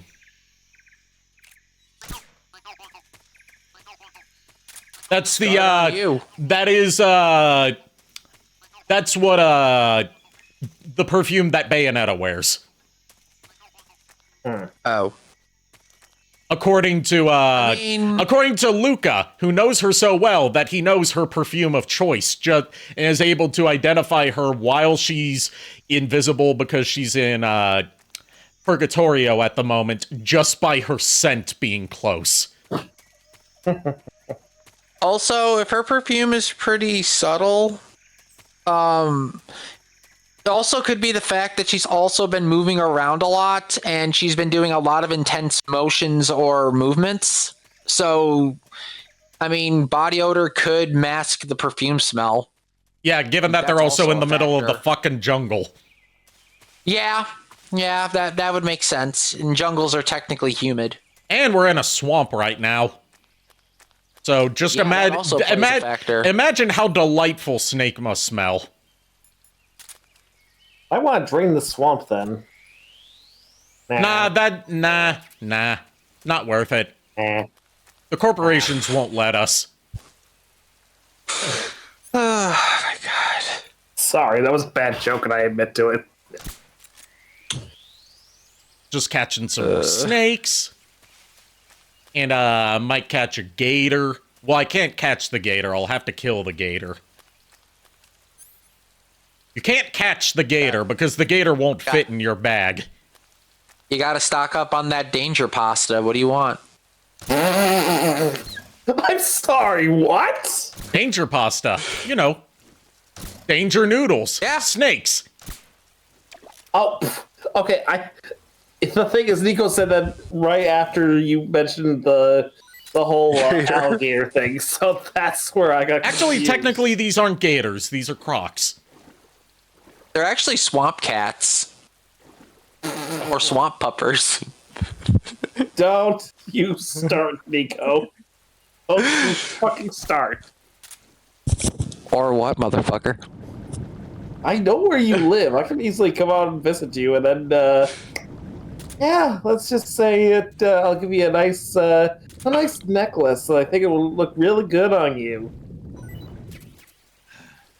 Joke's on you. He's a bottom, motherfucker. Joke's on you. He's a bottom.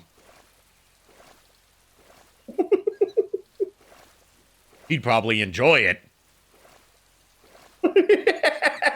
I'm not into that. Only if it's with your beloved. Look, whatever those two do in their spare time is their business. I swear to God. Oh, and look who's here! You want to explain that to her, buddy? Nah, she heard what I said. Probably. I don't need to. I don't need to repeat myself. I stand by what I said. Apparently they were saying JKR was just choking or whatever. JKR was just threatening to come over and give Niko a nice choke. I said, "Joke's on you, he's a bottom. You'd probably enjoy that." And Niko said, "No, he's not into choking." I said, "Only if it's with your beloved."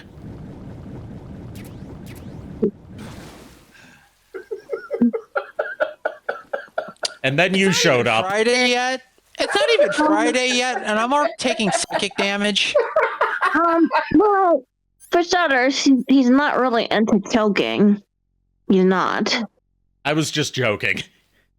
I was joking about the choking. I get it. Anyway, but that's not the reason why I called. He go to my room for momentarily, privately. Sure. I will return. And and behave without Niko for a moment. He can't babysit you all the time. No promises. All right, I'll see you guys see you guys. In the meanwhile, I've got some leeches to remove. Okay,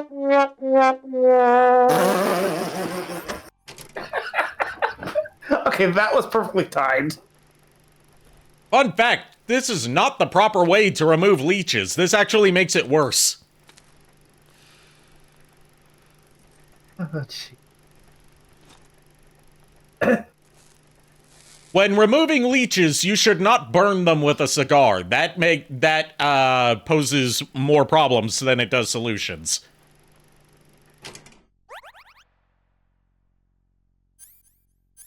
But Snake is not the brightest. But you want to know why you should not remove leeches by burning them with a lit cigar? Snake, are you there? Hold on. Did you miss me? Did you make it without any trouble? No one saw me. So you're back with Vulcan. In a matter of speaking. Yeah, I guess not. Yeah, why? Yeah, she's here too.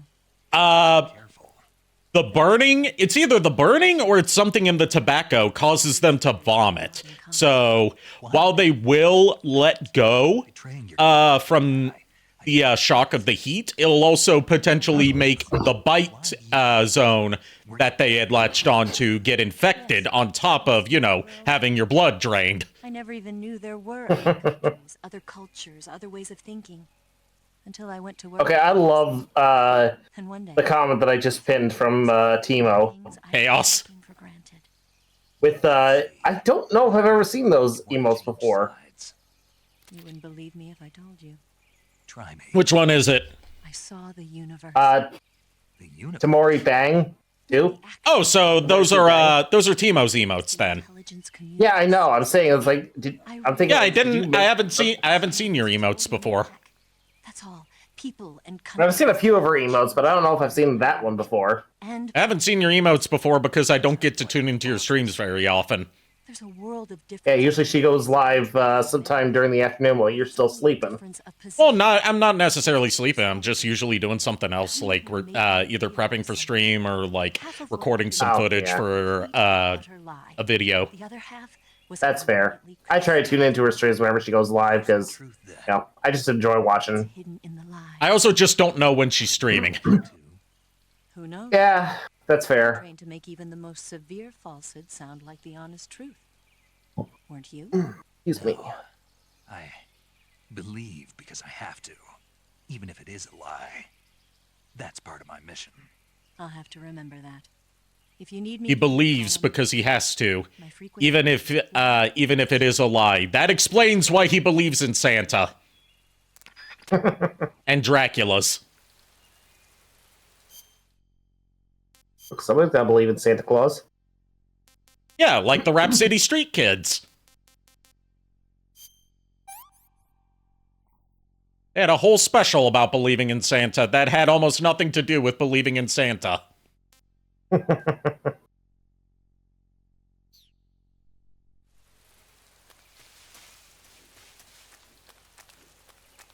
I've seen that movie more times than most people ever should. And I can say confidently, Rap City Street Kids Believe in Santa has fuck all to do with believing in Santa. Where we at? Oh, Lulu's back. Hey, Lulu. Hey. So anyway, I was thinking boys and girls. I was thinking about doing a contest to see who knows me well, and the winner, of course, gets a Visa gift card. Okay, yeah, I saw you propose that in my server, and I'm in favor of it. Same here. Okay, well, of course, Niko would be my co-host, of course, because he knows me very well enough. Yeah, he wouldn't be allowed to participate as a contestant. Yeah, no, it wouldn't. I've known this woman for 19 years, so no, it would not be fair for me to take part. The only thing is, I would like to know who else would join. I would. I don't think Well, I know you and Jake here, but I think Furt would join. Yeah, Furt said he probably wouldn't win, but he mentioned, like, that sounds like a cool idea. so he'd probably be up for it. Iron said that he would not join because he's not comfortable having his voice out there on the internet. I can't blame him, so that's okay. Yeah. So we have Ari, JKR, Furret. Don't know anyone else would want to join. Miles isn't here right now, but we could see if he would be interested. All right, ask him if he wants to, because I want to at least have enough people to see if they could join or not. Three. Even so, 3 is a good contestant amount for like a quiz show. Yeah. They'll be easy to medium to hard questions. Mm-hmm. And the only thing is, could I host it on Ari's stream? Yes, you could. Okay. We would just need to work out when we're gonna do it, but we got plenty of time to do that. I did not mean to zoom in on Snake's crotch. I didn't know that was the zoom in button in the model viewer. Priorities. I didn't know Snake was your type. Yes. Well, I can't blame you. This Snake particularly, Big Boss, yes. To be fair, I do like Big Boss, Solid Snake, and Raiden. Raiden's great. All 3 of them are great. But Big Boss, especially with all the stuff you see happen to him in Peace Walker, like where we learned that he actually believes in Santa.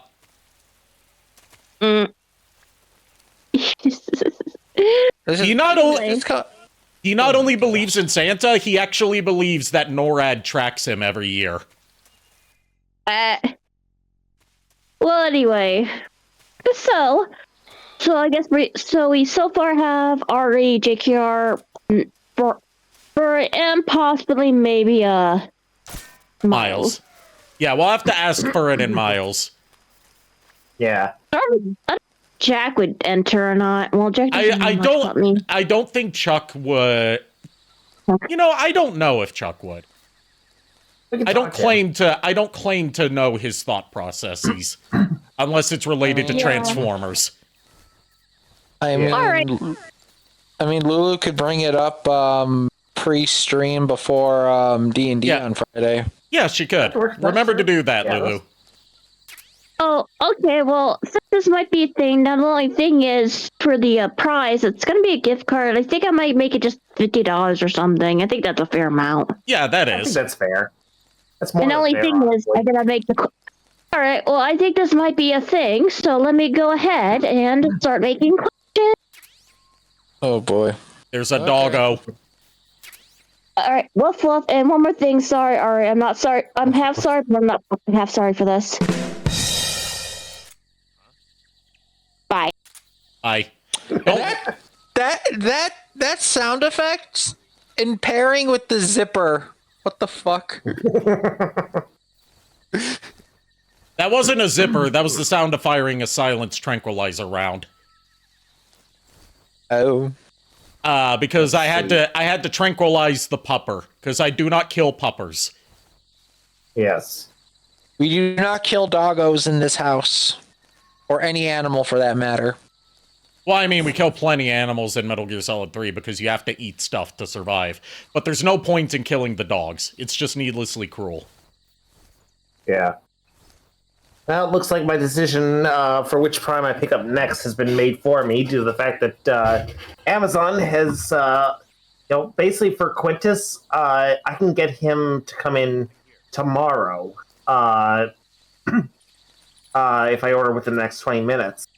Amalgamus, on the other hand, free delivery for Saturday. I am too impatient. Yeah, I feel you on that. Like, I do want Amalgamus. Like, I want all the primes. There's no question. I'd want all 12 of them. Technically 13, because I do want to go after Star Convoy, but not because he's one of the 13, for a different reason. So, yeah. Decision has been made for me. I'm getting Quintus.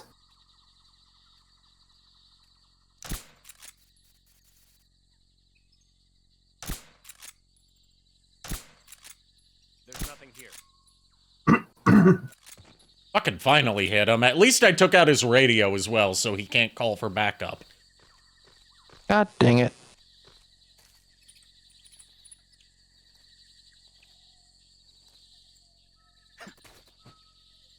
Let's see.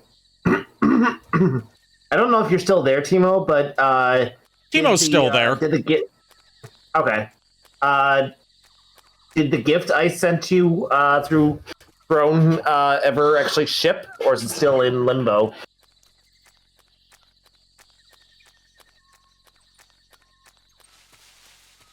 I've been in limbo before. Turns out I'm not very good at it. God damn it. I'm not flexible enough, and I'm also, you know, too big of a target for me to be good at limbo. Yeah, even when I was younger, I was no good at limbo. I think the problem is, yeah, it's still fucking cute. God damn it! What the fuck? Timo, let me know by Tuesday if it is still fucking queued. I'm gonna do something about that if it's still queued by that point. Because this is getting ridiculous. I'll just fucking cancel it and have it refund me, and I'll try and get you something different.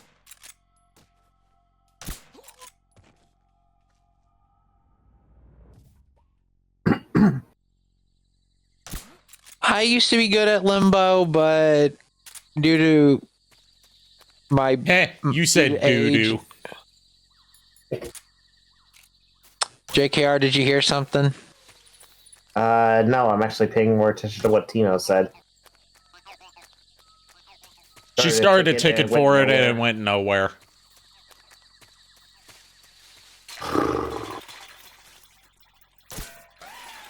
Yeah. Something fishy going on around here. Tuna, halibut, swordfish. You know, I could go for some swordfish. I haven't had swordfish in a while. I have never had swordfish, honestly. I used to sell it at my old job, actually.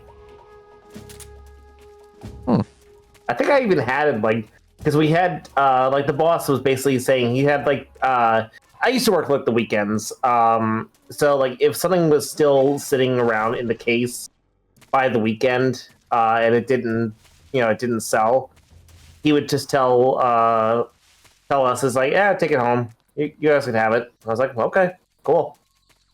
So sometimes it was like one of the items he gave me was a swordfish papillote. Okay. And it was delicious. Gotta be extra sneaky here, because this is a base. And here's a question for you, Niko. There's a prototype helicopter here. If we destroy it, we get rid of helicopters in a later section, but encounter a different enemy type. Do we destroy the helicopter here or not? Bucket, light it up. That's exactly what I wanted to hear. The boys. Look, we ain't paying for the damages, so you might as well go ahead.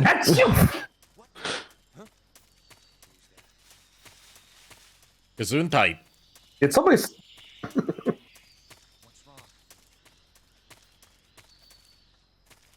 What do you say Gesundheit for, comrade?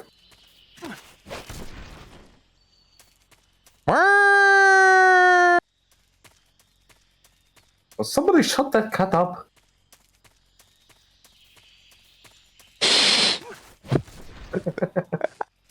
See, this is why I love playing as Big Boss so much. Just the CQC takedowns. Other than, Big Boss just being an awesome character. The CQC takedowns are so fun.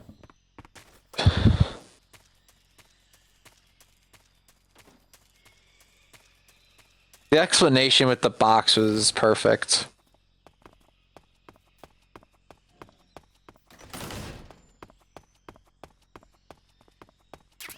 Just need to find where the C4 is, and then we can not only blow up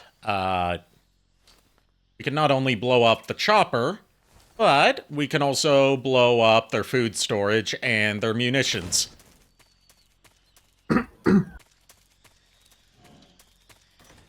Because if you do that in Metal Gear Solid 3, then later encounters with troops in that area, or just encounters with troops in that area in general. Oh, and we can also blow up their comms, so they can't call for backup. Like, if you blow up their food source, then troops you encounter throughout that whole zone will be hungry. So they, they'll be less focused, but also they're more likely to eat poisoned or expired food that you give them. Oh, God. Blow up their munitions, and they'll more quickly run out of ammo for their main weapon, and then have to switch to their sidearm. Blow up their comms, and they won't be able to call for backup as easily.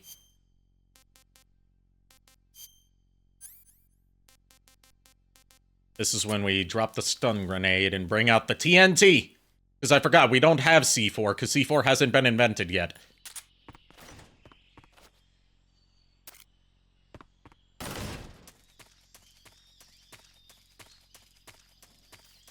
Instead, the closest we get to C4 in this game, other than TNT, is C3.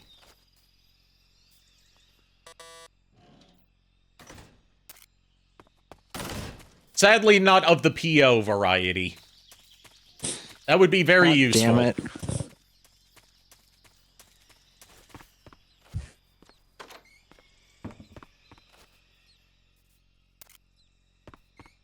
Don't mind me just placing C4 all over stuff. You guys will be fine. Oh yeah, we also have to call the colonel. Not the colonel, the major, about this helicopter, because it's important if you know anything from Metal Gear Solid 1. Major, What is it? that attack chopper is part of the heliport. The one from before? Yeah, the one that took away the Shagohod during the Virtuous mission. Perhaps it's an armed variation of the Mi-8 hip. No, some of it looks the same, but the overall shape is different. It's got stub wings, and the cockpit canopy looks like an angular greenhouse. No kidding. Then it must be some kind of new model. I've heard stories recently that the Soviets are developing a flying infantry combat vehicle. That's gotta be it. A flying infantry combat vehicle? Yeah, a transport chopper with troop-carrying capabilities. Think of it as an attack transport chopper version of France's AMX VCI or the Soviet BMP.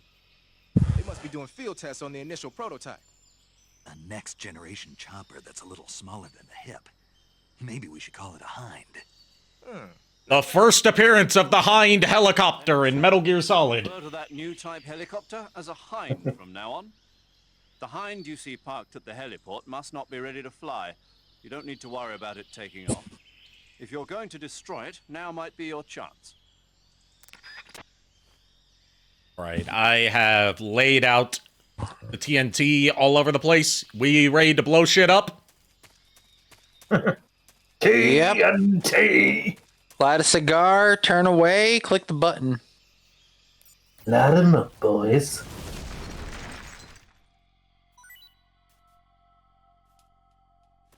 I love how the game controller's just like hovering right in front of you, Ari. Yeah, because that's meant to track with my 3D model. And technically, while I'm doing this in Vignon, it's loading an invisible 3D model. I see. Oh, no wonder why you're fucking doing psychic damage to me, you psychic-powered wielding moth. Moth Vamp Elf, thank you very much. Moth Cyborg Vamp Elf, thank you very much. Right now you're giving me ideas for a new variant on Hero Forge. You're welcome. Also, I'm not sorry. Technically, you should be thanking Lulu because the moth thing was her idea. Yeah. That's true. Also, JKR, you could also put the extra life of the Mad Science Division on the wings. Yeah, it is free real estate. Yeah, you know what? We should just put the extra life QR code on there. That way people can actually just.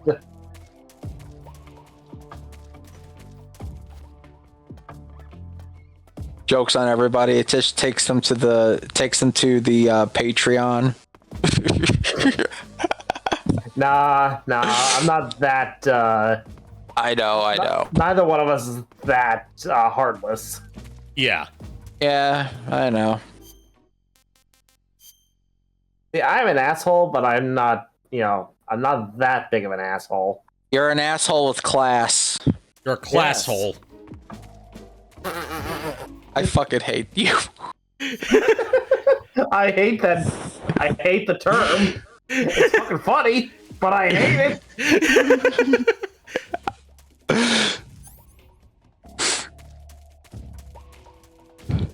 That is class hole. Major class hole.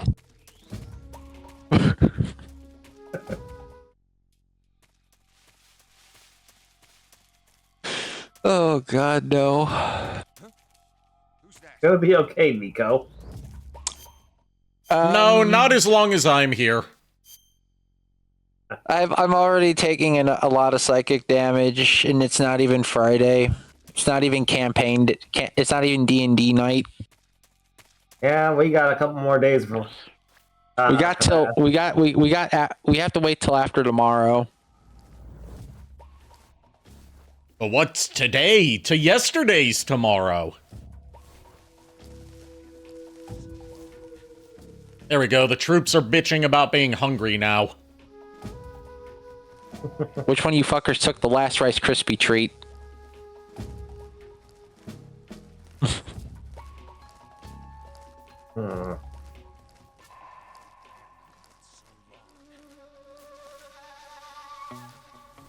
Where are you?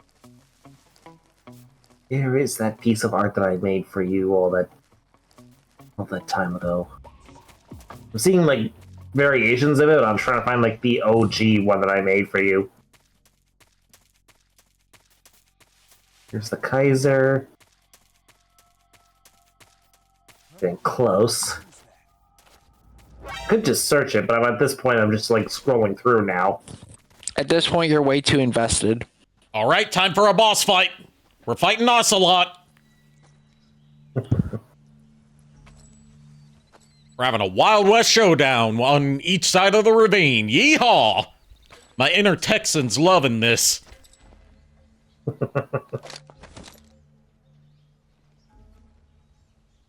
I mean, I could tell your accent came out. I don't even have a Texan accent, and it still came out.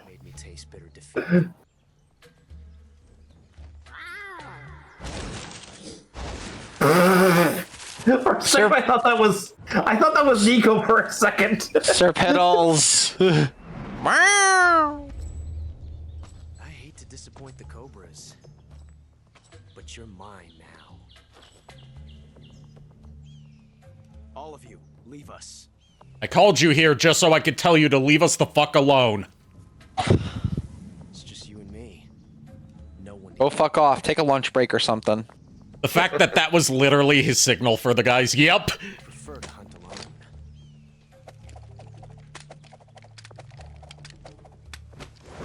alone. Okay, he's got to show off. It wouldn't be an Ocelot scene if he didn't show off his 6 spins for way too long. He's got 2 revolvers now, so he's got 12 shots instead of 6. And then soon he's gonna have 3 revolvers, and he's gonna have 18 shots instead of 12. You joke about that. I know I'm not joking about that. I was at the stream when that shit happened. This time I've got 12. Joke's on you, Ocelot. 2 revolvers means twice as long to reload. Don't even need it. What was it that Ocelot said in his boss fight in Metal Gear Solid 1? I love reloading in the middle of battle. The feeling of slamming a long silver bullet into a well-greased chamber. God damn it.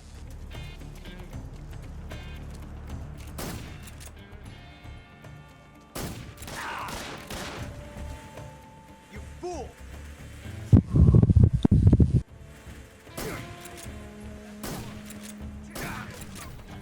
I am taking him out non-lethally. I just took the suppressor off of my trank pistol because there's no point in using silenced weapons in a boss fight. Fair.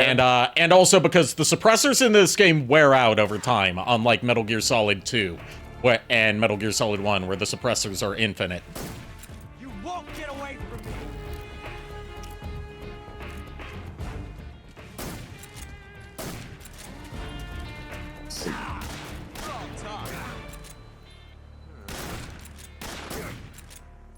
Nice shot.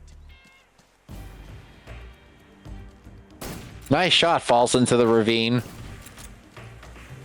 Felt a tension like this before. Also, you could shoot his hat off, and that makes him angry.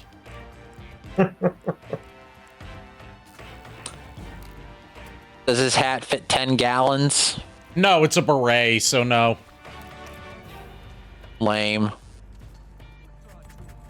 Oh, he wants to have a quick draw duel. I love it. Like a real Wild Westman. From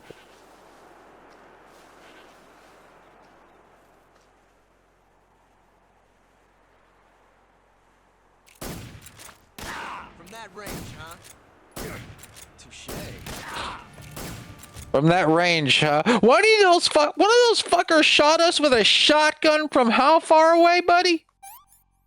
I was on the ceiling. He was on the ground level, so... Not bad.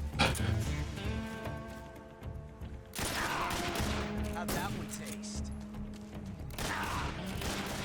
You fool! There, I just shot a goat. Meh. Tension like this before. Meh. Sorry, Coffee Pot. Different from simply changing a clip. He's so Hey, excited. No, he's not here. I'm saying sorry, Coffee Pot, in regards to shooting a goat. Oh. Also, BRB. He's not actually here, sadly. He has, I'm pretty sure he's still doing school. Oh, okay.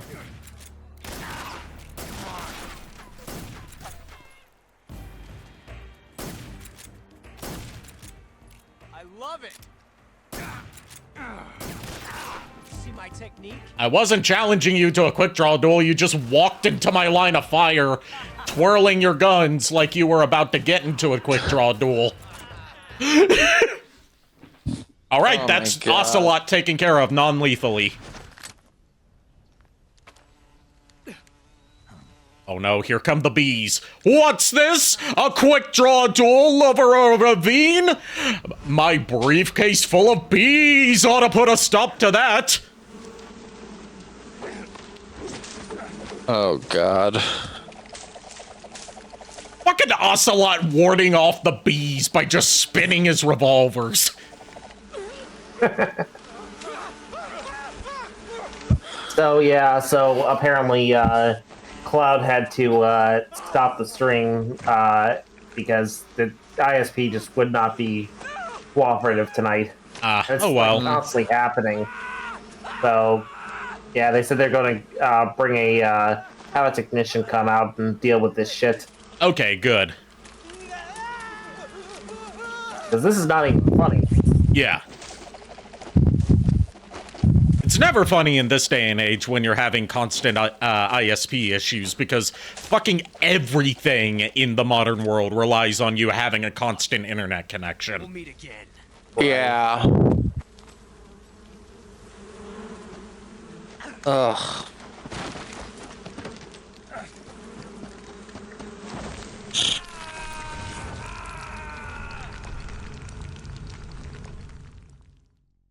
Snake jumped into the ravine to get away from the bees.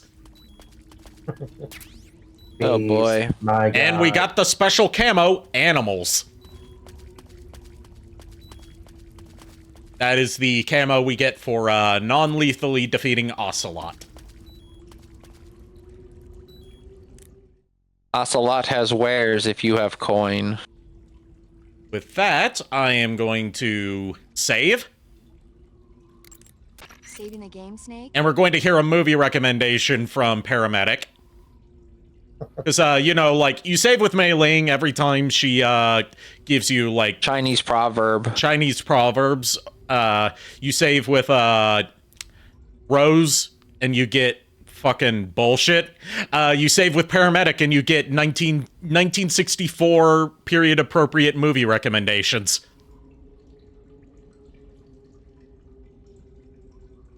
None of which Snake has seen. Of course not.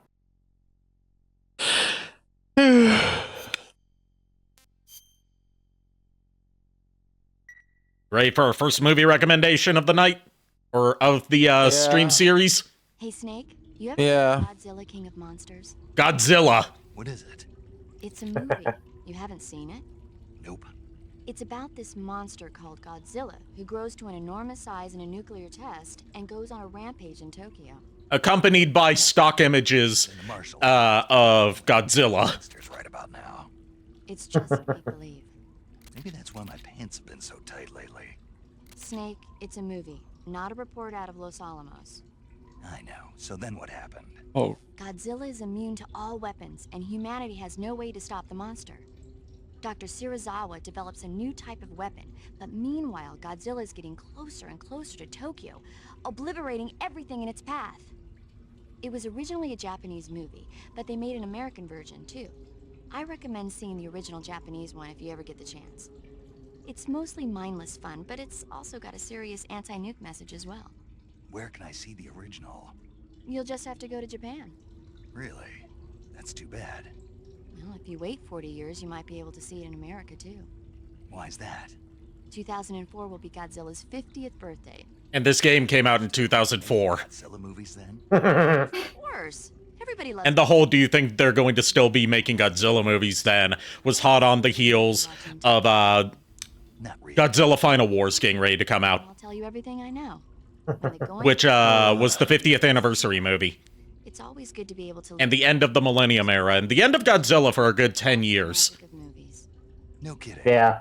Well, I guess it might at least make a nice distraction. That's the spirit, Snake. Have a little fun. And before we sign off for the night, let's hear some more food descriptions from Paramedic. Okay. Coral snake. The coral snake is a venomous snake that originally hails from the Americas. Its venom is a very potent neurotoxin, so don't let it bite you. If you do get bitten, go into the survival viewer right away and use Cure to neutralize the poison with a serum injection.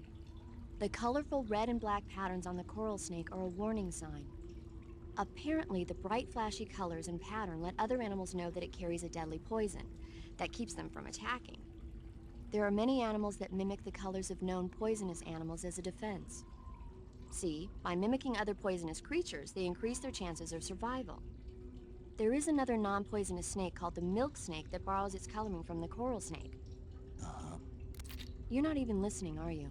No. He's so frank. No. What are you interested in then? The taste? Yes. It says here that coral snakes are pretty good in a snaky kind of way. A snaky kind of way, huh? I see you've caught a a milk snake. The milk snake Coral snake, I mean a milk snake. It's actually not venomous. Even so, you'll still take damage if it bites you, so don't get... This is also the area where we can find the infamous Kenyan mangrove crab. Tell the difference between a milk snake and a coral snake. A crab battle. Difficult. They really do look almost exactly alike. I guess if I had to say something, I'd say it's that the milk snake is much less aggressive.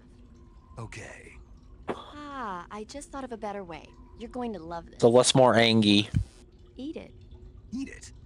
Yeah. The guide says milk snakes don't taste very good. Is that right? But if I've already caught and eaten it, what does it matter which kind of snake it was? It doesn't, does it? Shoot, I thought I had a good idea. Just down it like a fucking long ass gummy worm. God, you know what you just gave me reminders of? What? Cottontail, who VTuber and yeah. What she did a stream of her eating one of those 5-pound gummy worms. Oh God. And like given that she's also, you know, a lewd tuber, she was like, the gummy worm is too tough, so she tried to tenderize it by, like, stroking it with both hands. Oh, jeez. What? Yeah. Cottontail has done some wild stuff on her streams. There's a reason she says the VA doesn't stand for voice actor. It stands for virgin assassin. She did a stream where the whole point of the stream was to crush a watermelon with her thighs.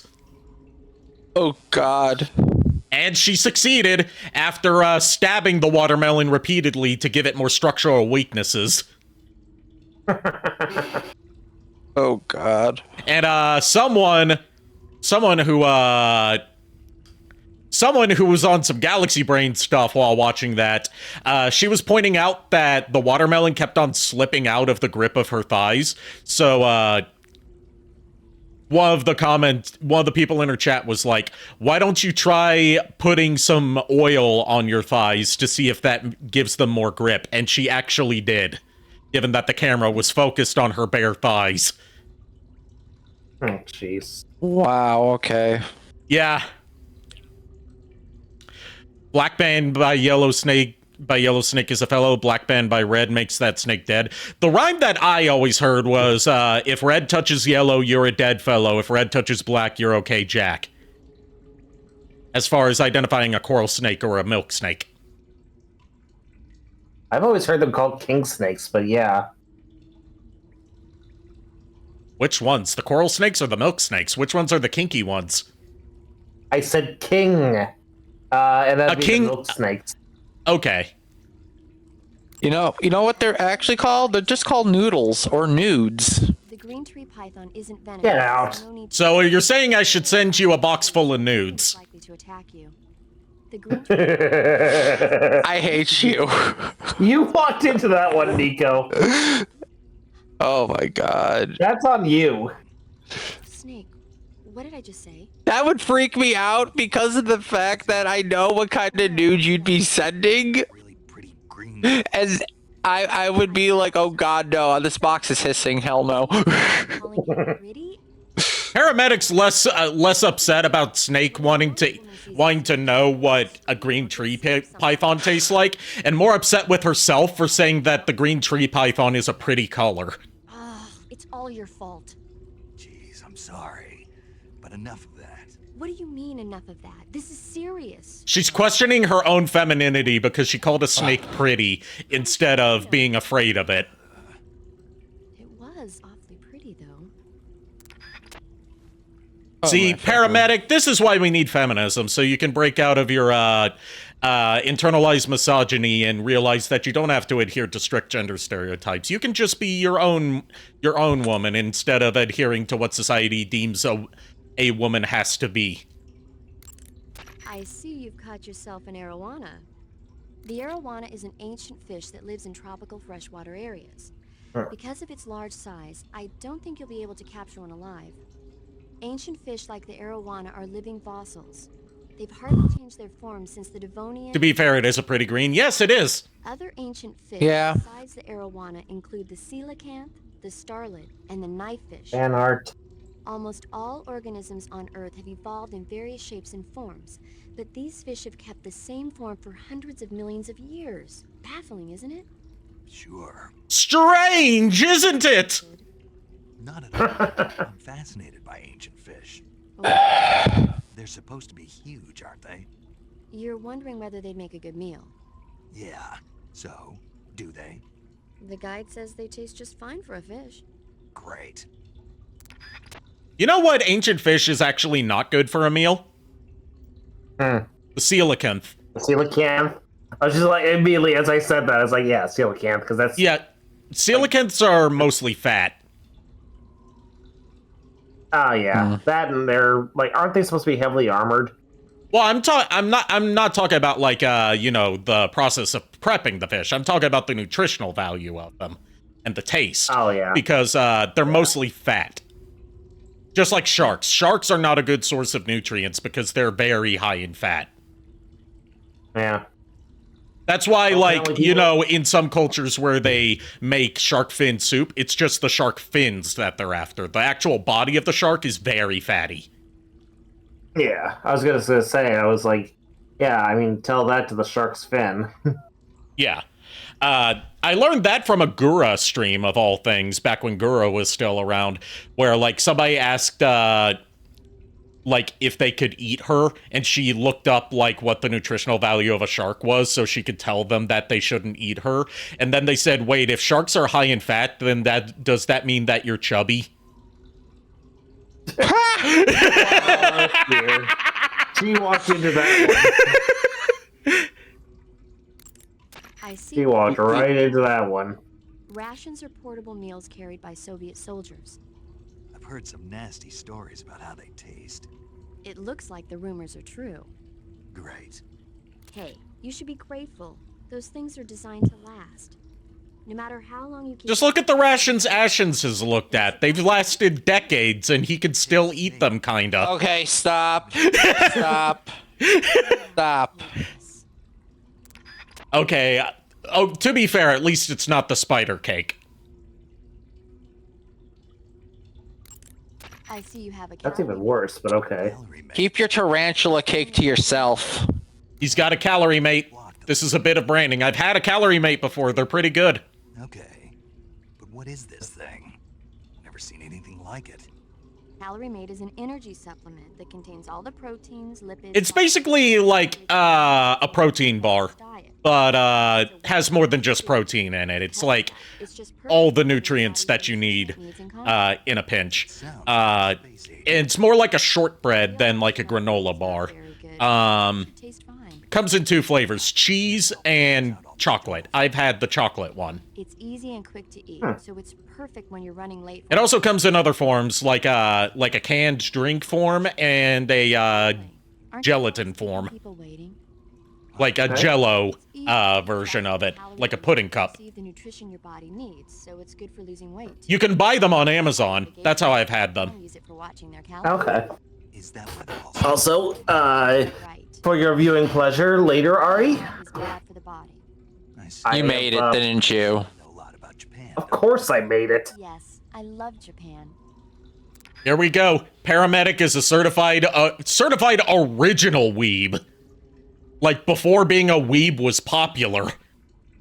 Yeah. Oh, God. She's seen the original 1954 Godzilla in its Japanese form because she loves Japan that much. And she knows Calorie Mate so well and knows that all the geishas in Japan are eating it, which is how they stay so slim, apparently. You know, back when geishas were more common in Japan, because this is the 60s. Yeah. By the way, Snake, What? you know the Ocelot unit commander? Ocelot? Remember this. Yeah, that's not his real name, is it? I wouldn't think so. Is it a code name? You mean like Snake? Yeah. Maybe. Why? Is that strange? No, I was just wondering why he's called Ocelot. Why's that? Well, I looked it up, and it turns out the ocelot is a wild cat whose habitat stretches from the southern U.S. down to northern Argentina. They live in a variety of different environments, from tropical rainforests to savannas.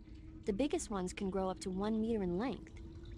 They're normally solitary creatures, and their diet consists mainly of small animals and fish. During the day, they sleep up in the trees, but at night... Yeah, paramedic. Oh, right. So, the ocelot is an animal that lives on the American continent.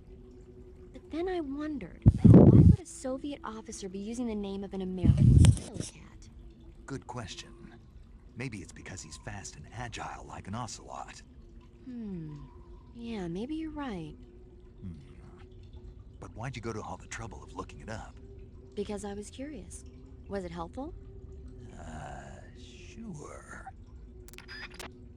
Paramedic, I love you. But yeah, remember that. The whole thing of a Russian troop having a code name named after an American wildcat. Mr. Conspiracies upon conspiracies. It is Metal Gear. We're going to save again. just so we don't have to hear all those conversations again, and see if we can get another movie recommendation. And also because, you know what, it's like you've said to me many times before, always save twice. Yeah. Because I get hyperfixations. Would you like to know more? Yeah, don't want to have another Korodai incident. Have you seen 007 From Russia with Love? Ah, yes, one of the best of the Connery era. Real spies are nothing like I'll be RB. I'll be hearing everything. I just gotta run to the washroom real quick. Okay. Snake's about to trigger the Major by saying that he doesn't like James Bond. What exactly don't you like about James Bond? I mean, is it the fantastic gadgets, the cars, the guns? Major. Snake, wouldn't you like to have a gun shaped like a pen? What good is a pen gonna do me in the jungle? I'd look like a fool. Then what about a snake-shaped gun? You could make it look like you're grappling with a giant snake and then get a shot in on the enemy while they're distracted. Ah. Okay, now you're being ridiculous. We'll make you a snake-shaped gun that folds up and fits into an attaché case. Will you give it a rest? Oh, I get it. You're worried about how to handle the ladies, aren't you? No. I knew it. I don't like the idea of playing hanky-panky with enemy femme fatales either. But that's part of Bond's appeal. You could learn a thing or two from him. I mean, what about this Eva? What are you planning to do with her? I don't even trust her yet. That is just being ridiculous. Game of spy. The door opening up the moment he said what he's gonna do about Eva. The door opening up. What? The sound effects.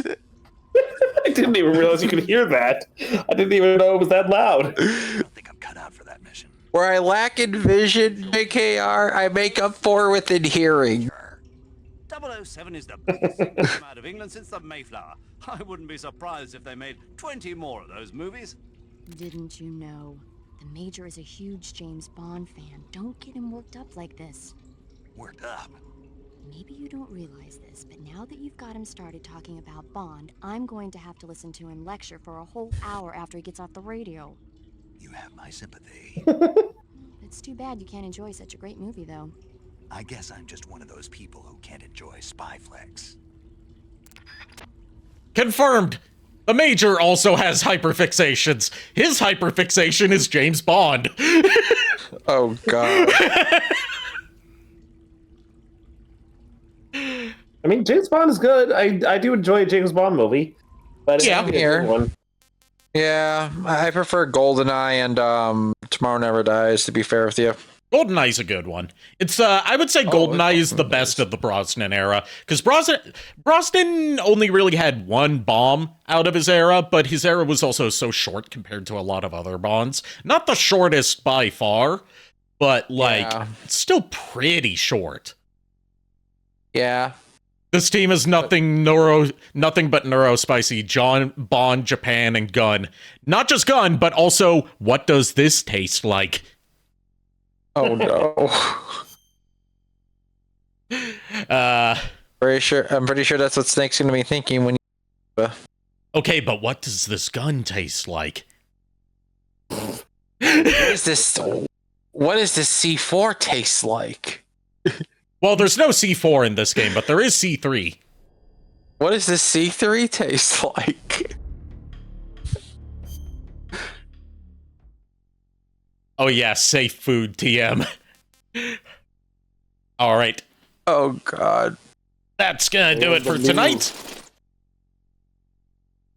Let's see who we are going to be rating.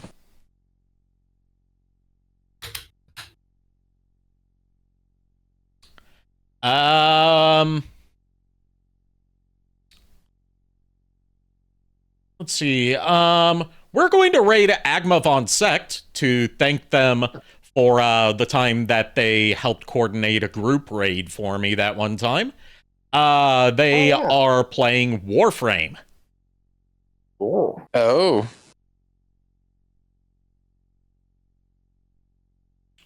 Our raid message is going to be